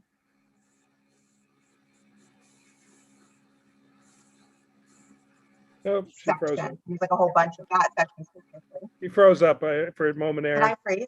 Yeah.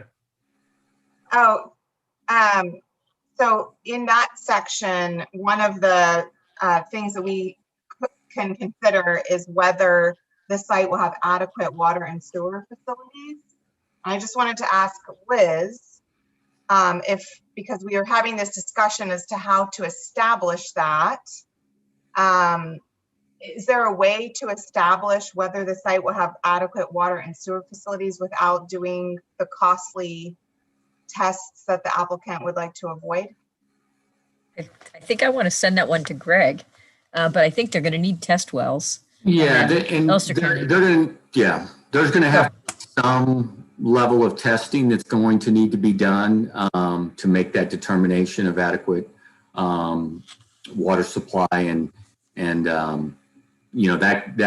for subsurface disposal system, that can be some test wells and some perk tests, not a big expense. The well would probably be the largest expense, given that it's close to a stream. I'm anticipating that it's probably a good source of supply. And aquifer. Yeah, for supply. I will also say that we're aware that we will need to drill a test well, and that could end up being the backup well. But we've worked with a local hydrogeologist who we would work with again happily, and we understand the need to do the quantity test, the drawdown test, the Part 5 water quality tests, all of that would be necessary and important for us to understand as well. Right.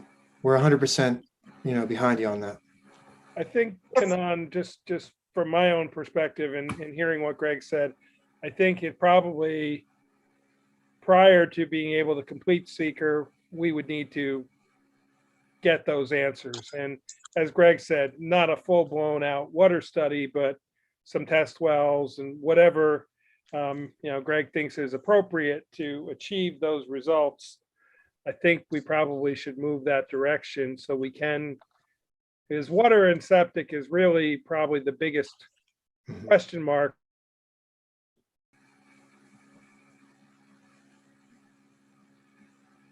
Other than that, before they gave a driveway permit, because 209 is such a busily trafficked road. But that is certainly fairly easily done. There's a ton of data out there for Route 209. So yeah, so that was the kind of question I had as order of operations, because I think we said something slightly different. And then I was also hoping to get from maybe Greg and Liz at some future point just clarification on what like adequate facilities means. So for my own, like what would an adequate sewer facility, does that take into consideration like the health of the stream? Like I just don't know how to think about the word adequate.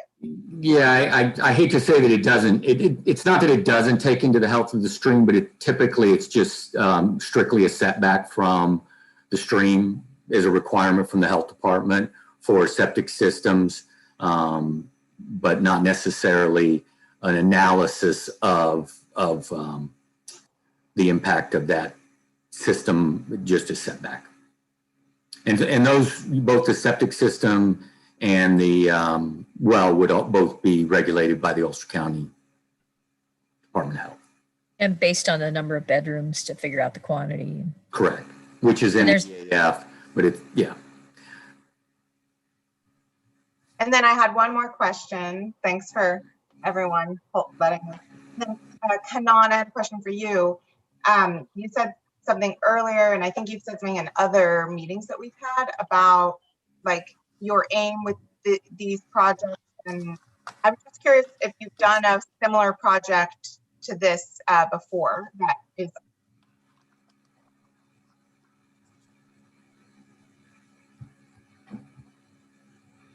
operational or something that we could look at. I wasn't sure if you were saying that you've done this before or not. Members of our team, I'm sorry, Aaron, there was some freezing there, but I think I got the question. Members of our team have done extensive projects, multifamily and single family. I've been involved in adaptive reuse projects. A recent one was a 75,000 square foot conversion of an old brewery into performing arts spaces, which was what that community needed at that time. I've never personally done work in town of Rochester, but members of our team have, and this is the actual parts of work involved here are not new to us. Going through this process, the EEO is something that we're doing for the first time, and taking an old motel and cottage piece of property that's derelict and trying to make housing out of it. This is something unique for us as well. But all of the activities that involves are well within our wheelhouse. Oh, can I ask a follow-up question? I don't think I asked my question very clearly. It was specifically about the housing and what you were saying about retaining long-term renters and keeping the price conservative, which I like that idea. So I was curious if you have done that specific type of thing in other projects. Yes, in fact, I'm living in one of those projects right now, along with tenants who have been here for, a couple of them for 40 years. It's something that we've done individually and in different configurations. Parts of our team have worked together, doing properties that were taking structures that needed to be fixed up, and in some cases, keeping tenants who had been there generationally. In other cases, taking vacant buildings and building them up and holding them long-term. And we've also, done other projects as well, condo conversions and that sort of thing. But we try to fit the needs of the community and the actual properties that we're looking at together for each individual project. Okay, thanks.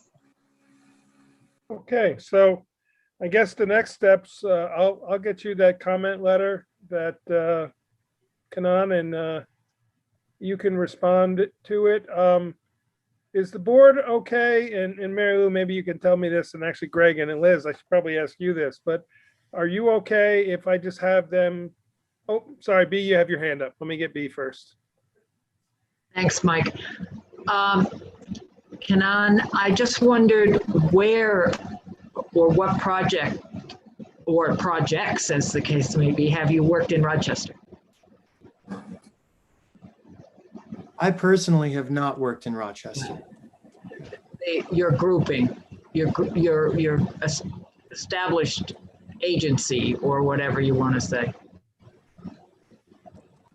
Well, let's see. Does anybody else want to? I don't know if we have our builder partner here tonight, Jeff, but he's done a lot of work in the area. He's done a lot of work in Rochester. Carrie has a residence as well.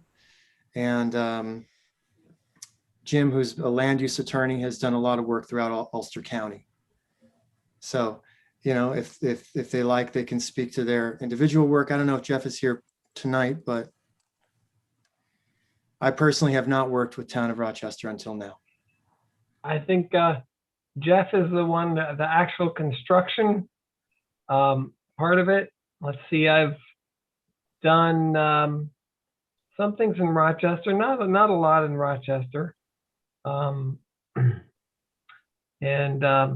So this is, as Kanan said, working with this new zone will be new for me. I've worked with Mary Lou on cases. I can't remember exactly what they were, but I know I've done that in Ulster County. So again, Mr. Bacon shows up at a lot of planning board meetings throughout the county.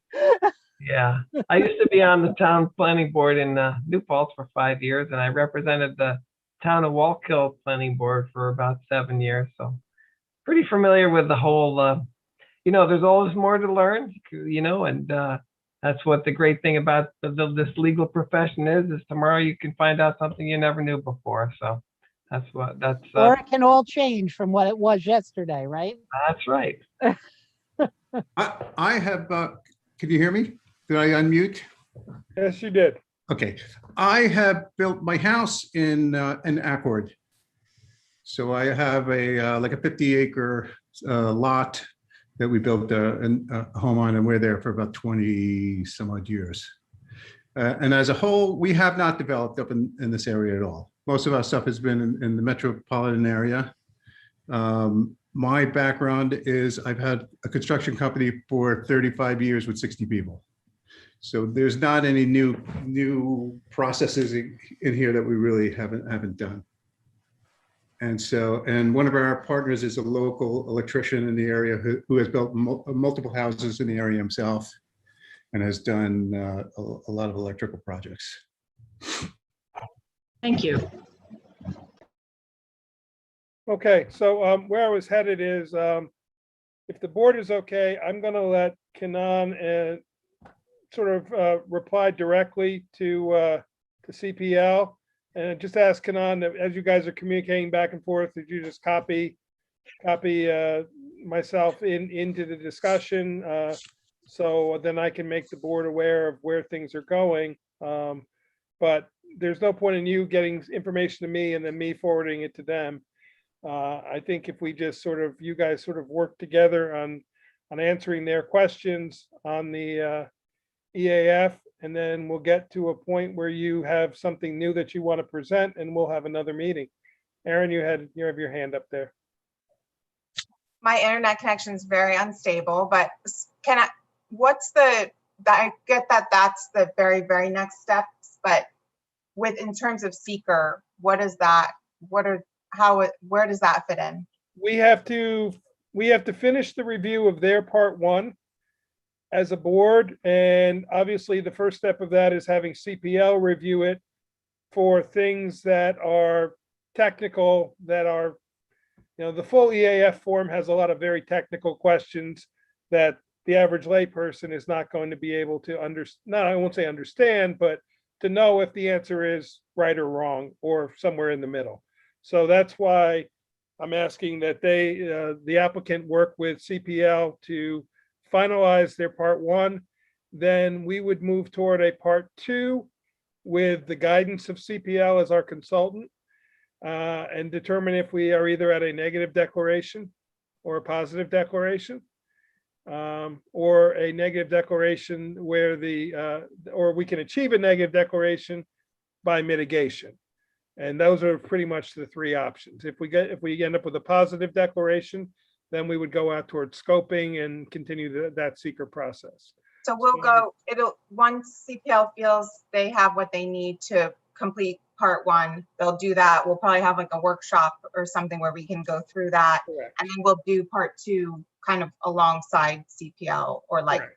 Okay, cool, great. That makes it really. Either we'll ask them to prepare a draft for us, or we will do it ourselves at a meeting, with their guidance, whichever way we decide we want to do it. And really that's sort of where we stand now, is moving through the seeker process. At the same time, simultaneously, if questions or things come up that change the site plan, they can go ahead and do that as is necessary. But really the goal right now is to work our way through seeker with the site plan kind of tagging along behind.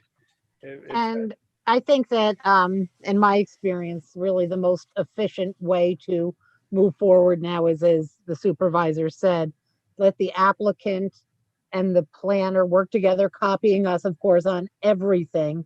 That way things don't get lost in translation. They have that direct line of communication, and we can make sure they clearly understand one another.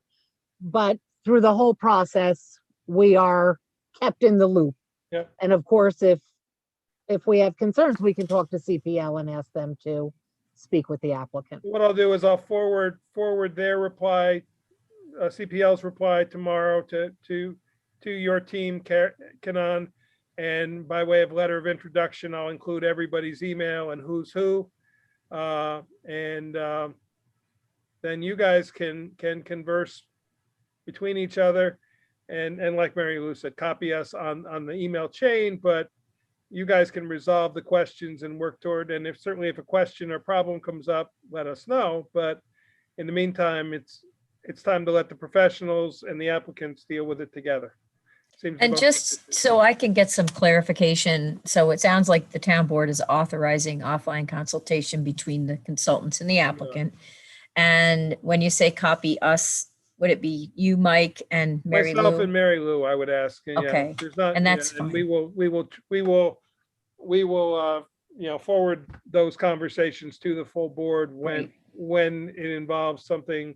If it's a simple matter of just informational of this is what we're working on right now, or these are the questions, and certainly the DOT and the Department of Health, Tim Rose, was the information he brought to the Gateway meeting was incredibly helpful, and he gave them a lot of good advice. Them being the applicants, gave them a lot of good advice of how to proceed from the Department of Health standpoint.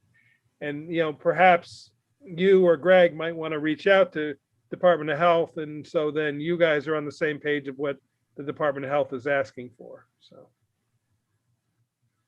and I also just want to emphasize that for me, and I'm sure Mike, you know this already, and Mary Lou, seeker is about the whole action. It's about quantifying what's here, what are we affecting, how are we mitigating, and that's why when I did my review, it's really based on tell us where this stuff lands on the ground so it's clear to us, and let's start working through some numbers so that we know what we're dealing with. Exactly. And I think that with the map that was up before that has, the as Liz said, it's very colorful. It might be good to get that colorfulness onto a legend.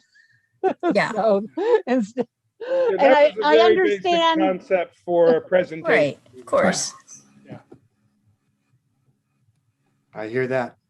So I think we're moving in the right direction. So we'll let you guys converse back and forth however long that takes, and then once you feel like you're nearing a resolve or a check-in point, whichever that may be, let us know, and we'll either schedule you for another workshop meeting or a special workshop meeting, depending on the time frame, and move forward with the goal of completing seeker. And then we can really dive into the nitty-gritty details of the site plan, and things like showing a little more landscaping on the plan and things like that. Ultimately, you will need all that for the planning board anyway. So if we can work toward achieving that with the town board, that will be helpful. Anybody have any questions? And then Mary Lou, do you want to address the question that the planning board asked about the vacant property? It comes down to, what does vacant property mean? When the applicant went to Jerry and said, here's our plan, he's the one who makes the initial determination. He determined that it met the criteria to come over here for an EEO application in front of us. So that's the first thing. And I can see where the planning board said, wait a minute, it says vacant property. These buildings aren't being used, they're vacant. Jerry says it's vacant property, therefore, I'm sorry, it's not vacant property because there's buildings on it, therefore it came to us. Right. Something the planning board hears from me all the time is, if it is not clear in our statute, you read it in favor of the property owner. Right. So I highly recommend that be clarified in the next round of zoning amendments. Done. But at this point, I definitely understand where the planning board's coming from, but just given Jerry's forwarding it to us, number one, and number two, if it's unclear, you find him, toward the property owner, I would say you can go forward. And I spent a lot of time on this, as you'll see in my May bill, researching and really mulling this over. Okay, thank you. Yeah, my research showed that in terms of in land use, the word unoccupied is the term rather than vacant. Often, and vacant is usually referred to as from a perspective of land as opposed to buildings. Buildings are usually unoccupied. Land is usually vacant. And and actually in our code, above the definitions, it talks about occupied also means intent to be occupied. That's actually in our code, but it doesn't say vacant, and I was considering that as well. So I was pretty strongly, when I read it the way the planning board read it. But then when I realized, yes, we don't have a definition of vacant, and I looked it up, and in the first dictionary, it included vacant land as one of the definitions. That for me meant that it is like, it's open in that sense. And I would say that one of the proposals that the zoning review committee has made is to clarify what vacant means in several places in the code, because it is, I think it is something that's confusing, and it's like the word yard. the word vacant means different things to different people. Yep. And so that's, we don't want to leave that kind of wiggle room in a situation like this. It's clear that the intent of the law is to keep prime agricultural properties that are good for farming, like excluded from this. But the other thing it made me think of is it might be good for us to maybe think about designating the specific overlay at a future point as a board so that we avoid this like issue in the future. But thanks for doing the research on it, Mary Lou. Yeah. The one aspect I looked at is in terms of land use under the assessor's designated codes, the code 300, the 300 series of codes is termed vacant land. And then when you read through all the 300 designations, they are all land that has no structures at all in them. And I also looked into the land use insurance, the ISO definition of vacant.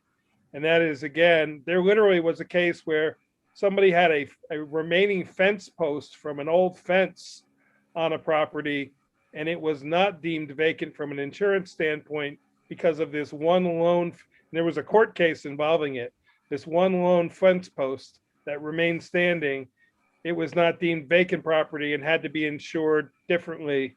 I know insurance is not exactly what we're talking about, but in talking about land use, I think the assessor's designations come into play, and these are deemed as cottages by the assessor. So I am curious if B or Chris had any thoughts on it, because I did struggle with this a little bit myself. It's a tough one. It is.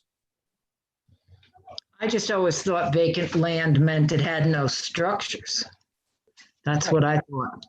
So you're saying, yeah, the same thing. There may be a stone wall, if you want to call that a structure. Everything in this area was done with stone walls. So I suppose if you want to get really nitpicky, you could say the stone wall's a structure, but really what it was determining was boundary lines.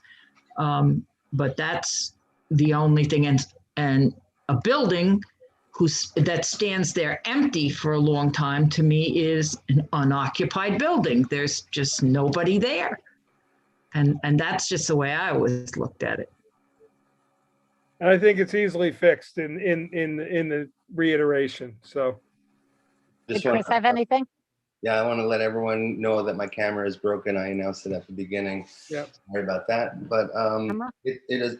This is also coming up with our Airbnb short-term rental discussions, because there's different ideas of what is vacant, what is owner occupied, when are people here, when are they around. So I think that for each piece of progress that we make, we should try and define what we mean by vacant as much as possible, even though it's vague. Yep. And another point that occurred to me was right now, these buildings are unoccupied.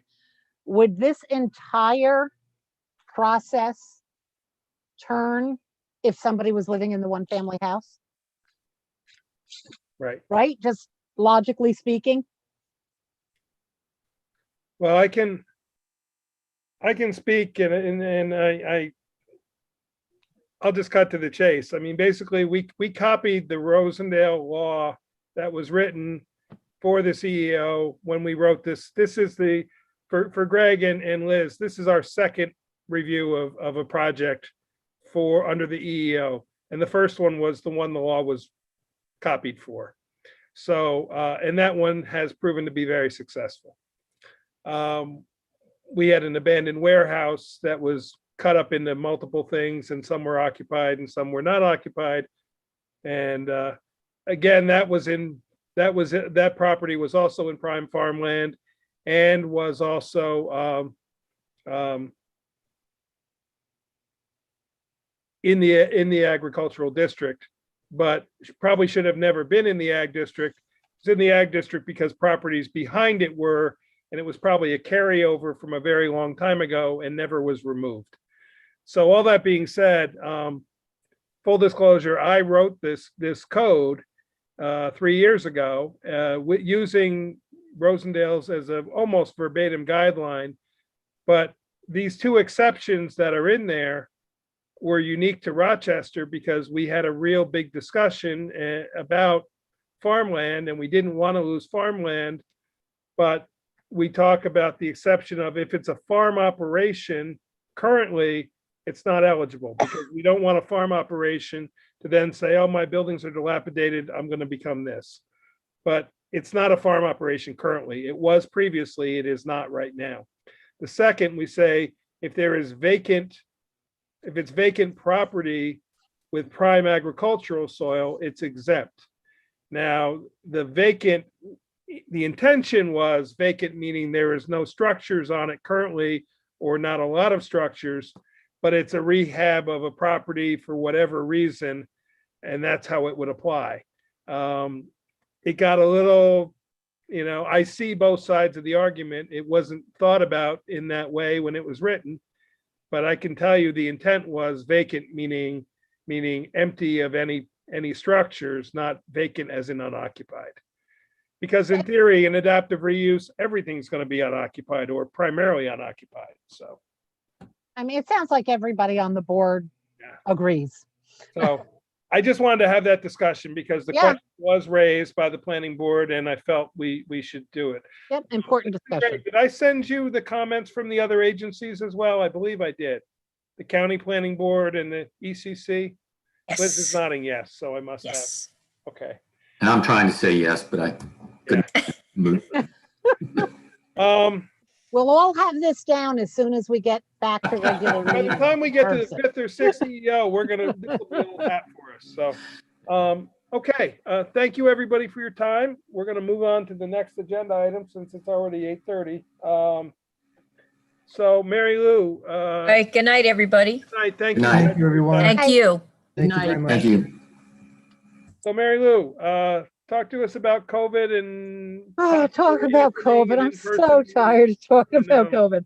All right, right now, the open meetings being a law being allowed to use telephonic or video has been extended till June 16th. Doesn't mean you can't have a meeting. The problem is you have to have social distancing. All sorts of things go into this mix. You don't have to have the social distancing for people who are vaccinated, but how do we know who's vaccinated? People who aren't vaccinated, you have to have the 6 feet. And they have to wear a mask. And they have to wear a mask. So And we're back. You can't ask the question, correct? So we're back at the same, that's kind of unclear. So I wouldn't want to at this point because it is unclear. So we're at the same point we've been at. If we have something that people want to show up with for, our room isn't big enough. And if we said, let's do hybrid, people have an option. What if everybody wants to be there? You can't pick and choose who gets to attend. And as much as I really want to see you guys in person, I really do. I think it's tough. I think maybe the zoning board, if they have one application and it's not controversial, they could probably meet live and in person. Because I think you're going to be able to social distance for that. You can set up the chairs. But I think for planning board, which has. The board members would not have to, if they were vaccinated, they would not have to social distance, right?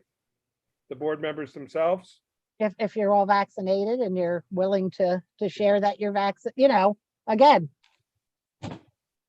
I believe you, but who knows? Because when we were doing the hybrid early on, when we were meeting there, I mean, we all saw how much space it took to set up 4 Just for us. tables 6 feet apart by 6 feet apart.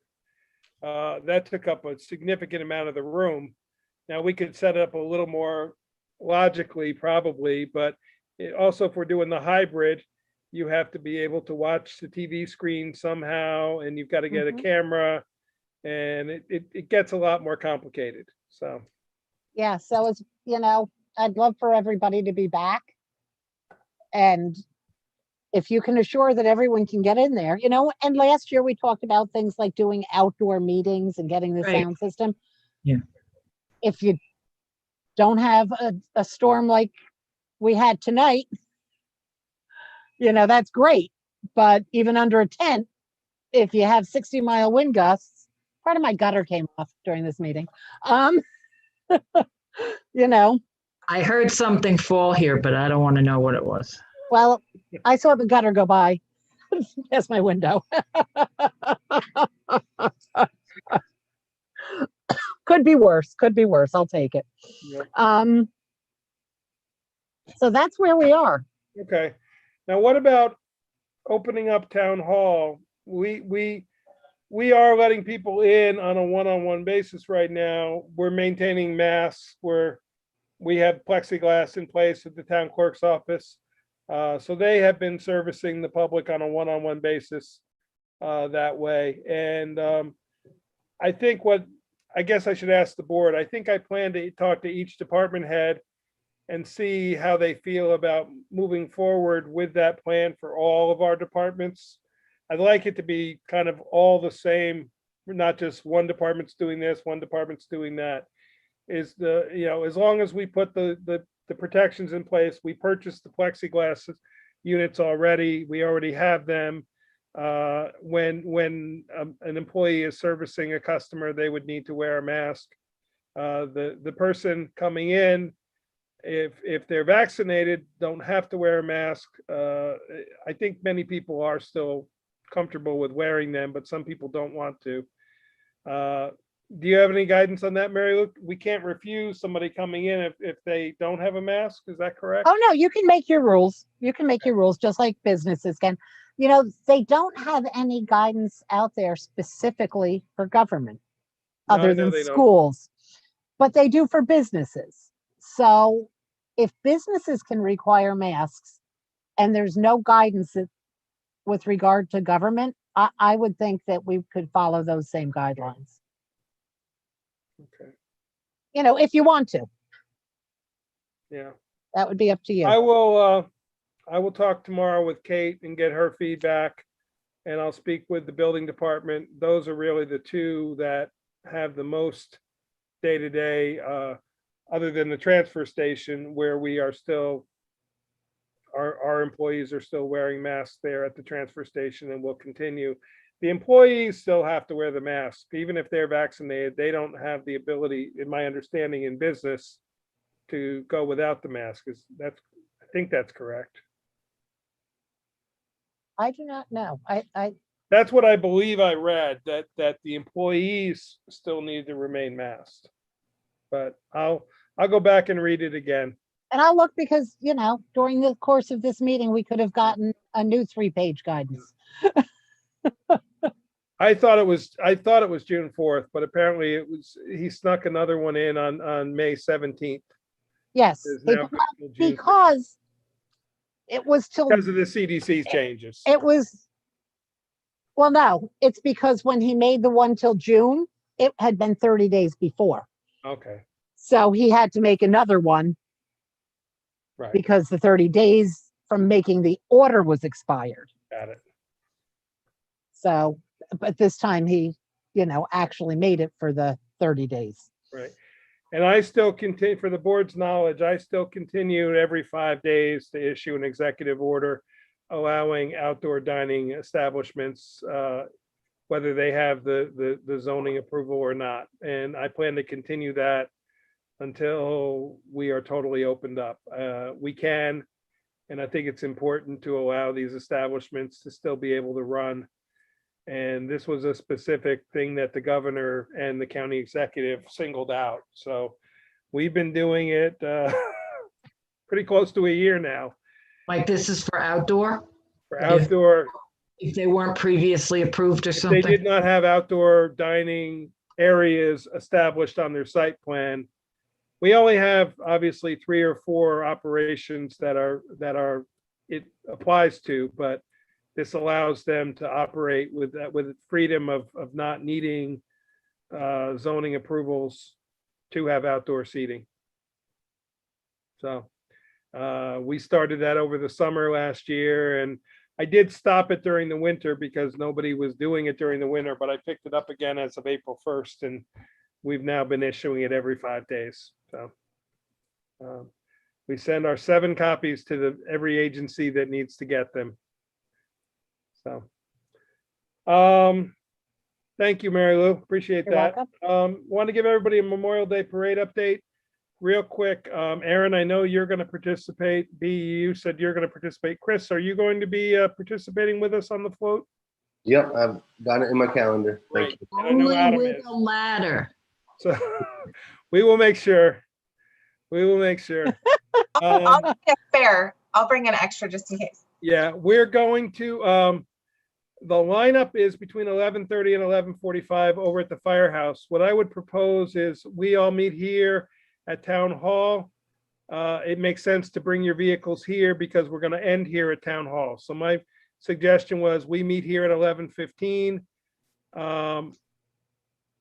We have a very nice ceremony set up for the Veterans Park, which will begin.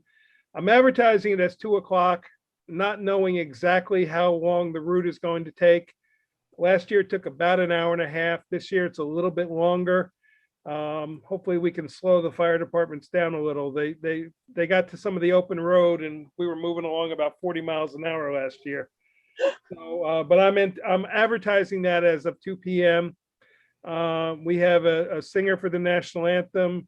The pastor from the Reformed Church will do an invocation. I have a veteran who will be a guest speaker. Our Recreation Commission chair is going to do her normal speech about the fallen soldier that she does very well with a whole table setting and the symbolism of each piece of the setting. And then we have I'm still working on a trumpet player to play taps, but I have 3 sources working on that. So we will have one. And then we have a person to sing America the Beautiful at the end. So we will have a very nice presentation. And I also will be getting a wreath that the town board will lay.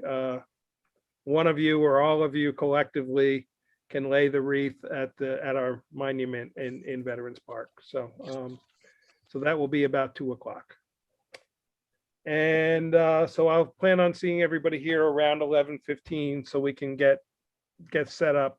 I think at current Jeff is going to drive the utility truck and we'll be on the back of that like we were last year. I suggest that B bring a pogo stick in case there's not a ladder. That was, Mary Lou, that was my suggestion last month. Was it? Not gonna happen. See, I have a secondary plan and I'm not sharing it. Okay. For the monthly vouchers, the bills are almost complete. They will be complete by tomorrow morning. I'm going to finish the highway tonight before I leave after this meeting. Tim knocked it out of the park with his first time doing the general fund on his own. There was one minor mistake that we corrected. I was more than pleased with how well he did. And I think you will be happy with the results as well. That being said, they will be available all day tomorrow. And Friday morning, I'd like to put a cutoff of like 10 a.m. So you guys can sort of work between yourselves. There is an extra desk here. If 2 people show up at the same time, one of you can retreat to the desk, one of you can sit at the desk here in my office. And so I'll just leave it to you guys. B, I know you said you're going to come tomorrow morning, mid-morning kind of thing. Aaron, I don't know if you want to come tomorrow morning or if you want to come Friday morning, but and I'll get with Adam and see when he can come. I think I'll come Friday morning, Mike. Okay. Yeah, I just want to give Tim enough time to process them. It's his first time doing it alone. So I want to, but with the holiday on Monday, I'd really like to get him out in Friday's mail. So Mike, I'd like to say for doing this in the amount of time that he was trained, what he has accomplished is a great accomplishment. I have sat in his chair and I know. Well, I will embarrass him without him knowing. From the whole board, not just me. Because the person he was replacing had some illness the last week of training. He figured out the retirement completely on his own. Now I have to give her a lot of credit because he looked at her previous examples and figured it out through her examples. But she actually came back in one extra day and started her new job a day later with the intention of training him on the retirement. And she walked in and was like, "Oh, you did it already." And sure enough, she was very happy at how it worked. So, So B, did you train her on retirement in a former life? Can we bring this back to you? I didn't train her in retirement, but Okay. I told her always leave a good paper trail. That's all you can ask for. And if Tim could follow it, that's terrific. I did something good. okay. We do have an executive session matter we need to talk about. We have those 5 other items. It's 8:30 now. We're 2.5 hours, and I anticipate we're going to have at least 15 minutes in executive session. Do you want to pick off any of those, or do you want to just table those until the next meeting? The American Tower lease extension, the gentleman emails me about every 5 to 10 days and says, "What's new?" And more or less, and I say, "Don't know." So I guess if you could look at that and just kind of come to a yes or no, we want to or we don't want to, and then I can let him know one way or the other. I think that'll be a good one to look at with Adam. Yeah, I agree. I'm just wondering, for the code enforcement requests for staff, is that urgent? Yeah. It's not urgent, but we do need to get it discussed and resolved before we deal with the short-term rental, because we clearly will be increasing their workload if it is approved as is currently proposed, or even if in any format it will increase their workload. So we do need to have that discussion sooner rather than later. Jerry did make that request back in March, I think, and we've kind of kicked it around, and then we had some changes in personnel, and that has sort of slowed everything down a little bit. The request for zoning designation change, B had some questions. Just to let you know, and Mary Lou, you can help me on this.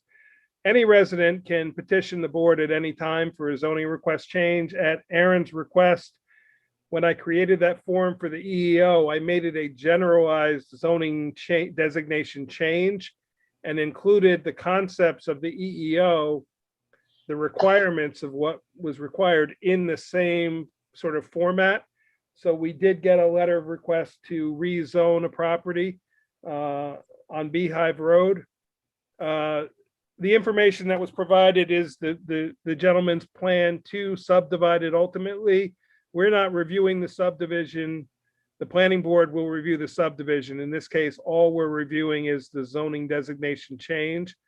But again, if we know he's doing a subdivision, we probably would have a coordinated seeker review, I would imagine, Mary Lou. Is that would be correct, or unless we did 2 uncoordinated reviews? I have to look. Do we know? I guess it depends when he's going to do it. If Well, it's like, the reason to ask for the zoning designation change is so he can attempt to subdivide. That was the reason he gave. yeah. So it is 5 acre zoning. He does plan on having 3 Right. lots over 5 acres. Yep. 2 of them, he would like to have 3 acres. 3 acres. Yep. And he's asking for rezoning from R5 to AR3. So yeah, probably we'd have to kind of look together to make sure we don't have segmentation under. Yeah, secret. now I know when we did this when the board did this previously on the property on 4455, they were 2 separate seeker applications. But then again, they didn't come back immediately for that was for the horse boarding. We can also just decide that we're not moving forward with it too. That's Correct. another option. Yeah, Correct. absolutely. And if we decide that, then we don't even start seeker. But I'm just saying, I'm trying to decide if we consider it, what we have to do. But it is separate from we are not reviewing the subdivision. It's not an EEO application. It's simply a request to rezone the property to a different zoning district. And then the purchase of property request. I know, Chris, you had some He thoughts. has her hand up, Mike. Yep, thanks. I'm trying real hard, Mike, not to. That's okay. Anyway, on the zoning, we would have to look at several things, so that could take some time. I mean, we're gonna have to look at it so that we don't look arbitrary or capricious or anything like that. So that could take some discussion. Absolutely. Yeah, and if you decide you do want to go forward, it's a local law. You have to go through right. It's a zoning change. You have to go through the whole process. It's amending the zoning map is ultimately what we're doing. So it's a local law to amend the zoning map. It's referrals to the county, to the town planning board, notice to all the founding owners. Yep. And when you're changing the zoning map, you need a super majority. Yep. The facts in this application is it is contiguous to other property that he is asking to zone it to. So it would not be Right. It's not going to be a spot It's not zone. going to be a spot zoning situation. It's going to be an extension of a zoning district that district. already That's exists. maybe something we should discuss because it makes another property then kind of like, well, anyway, when you look at the map. Absolutely, absolutely. I was just sort of answering these Yeah. from the arbitrary And and capricious standpoint. You're It's an changing the extension. dynamic, Aaron. Is that what you're saying? You're changing the dynamic, yeah. Yep. And that's all a discussion we'd have to have. I'm just sort of answering B emailed me some questions today. Okay.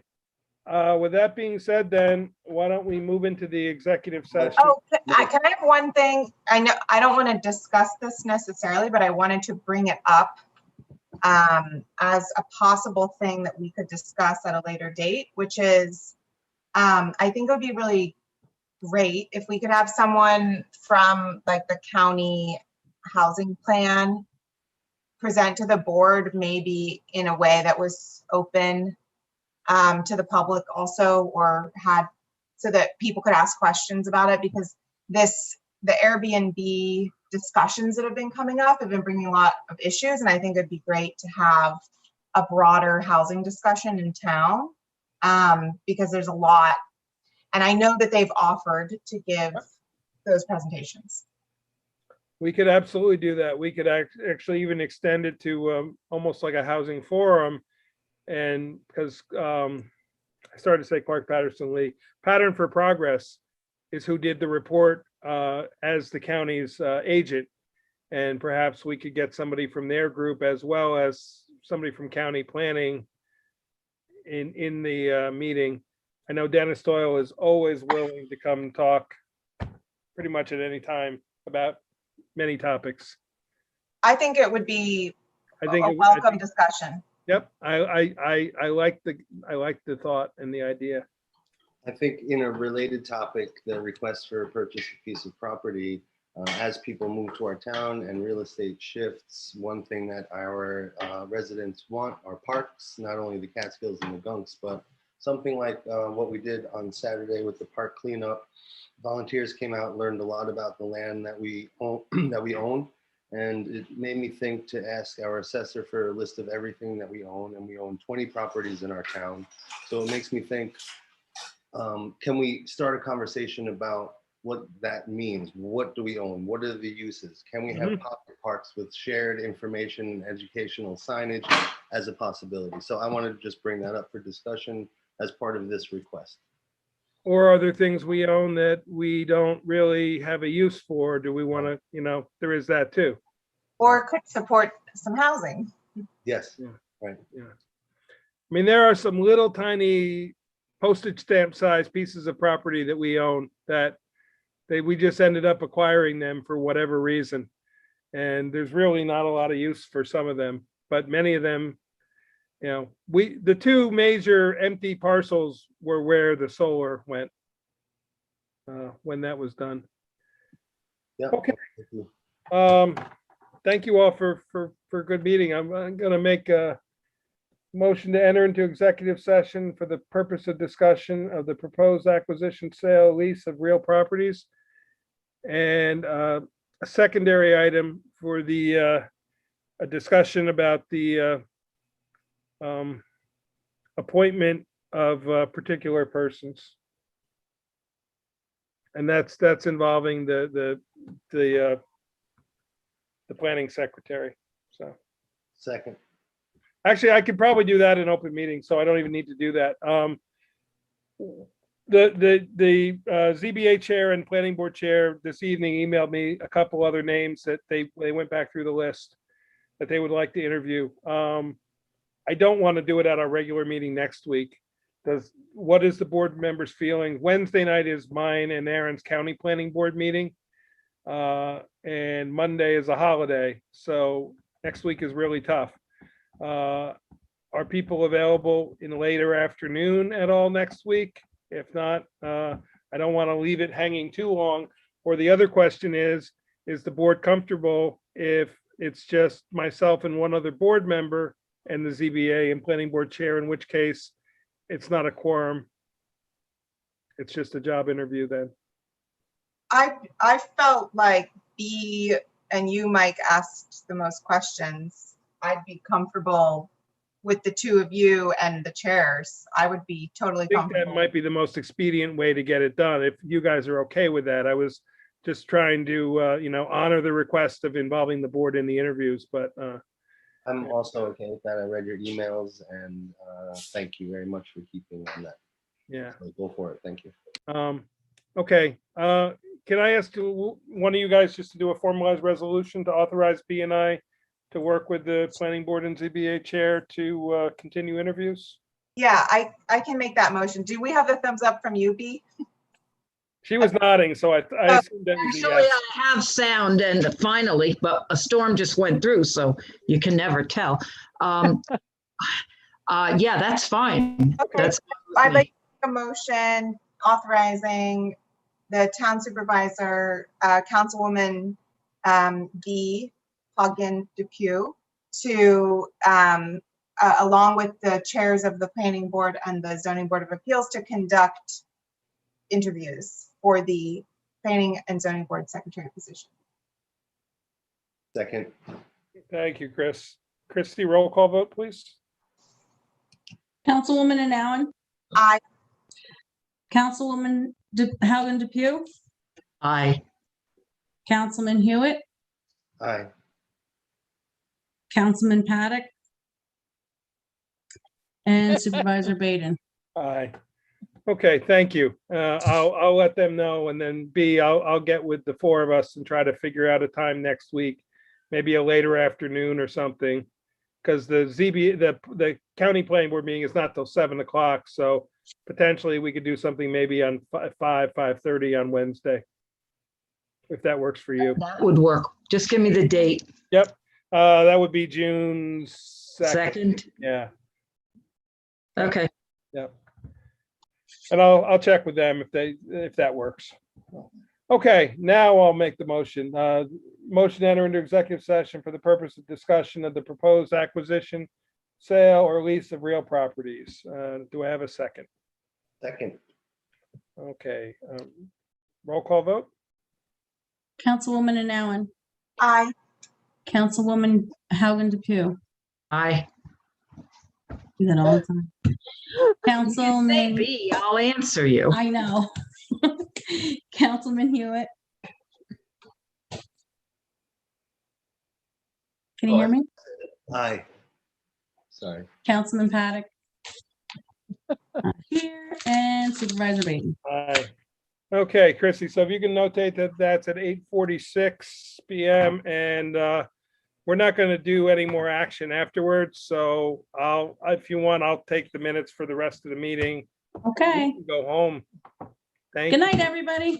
Appreciate it. Chrissy. Hi, Chris.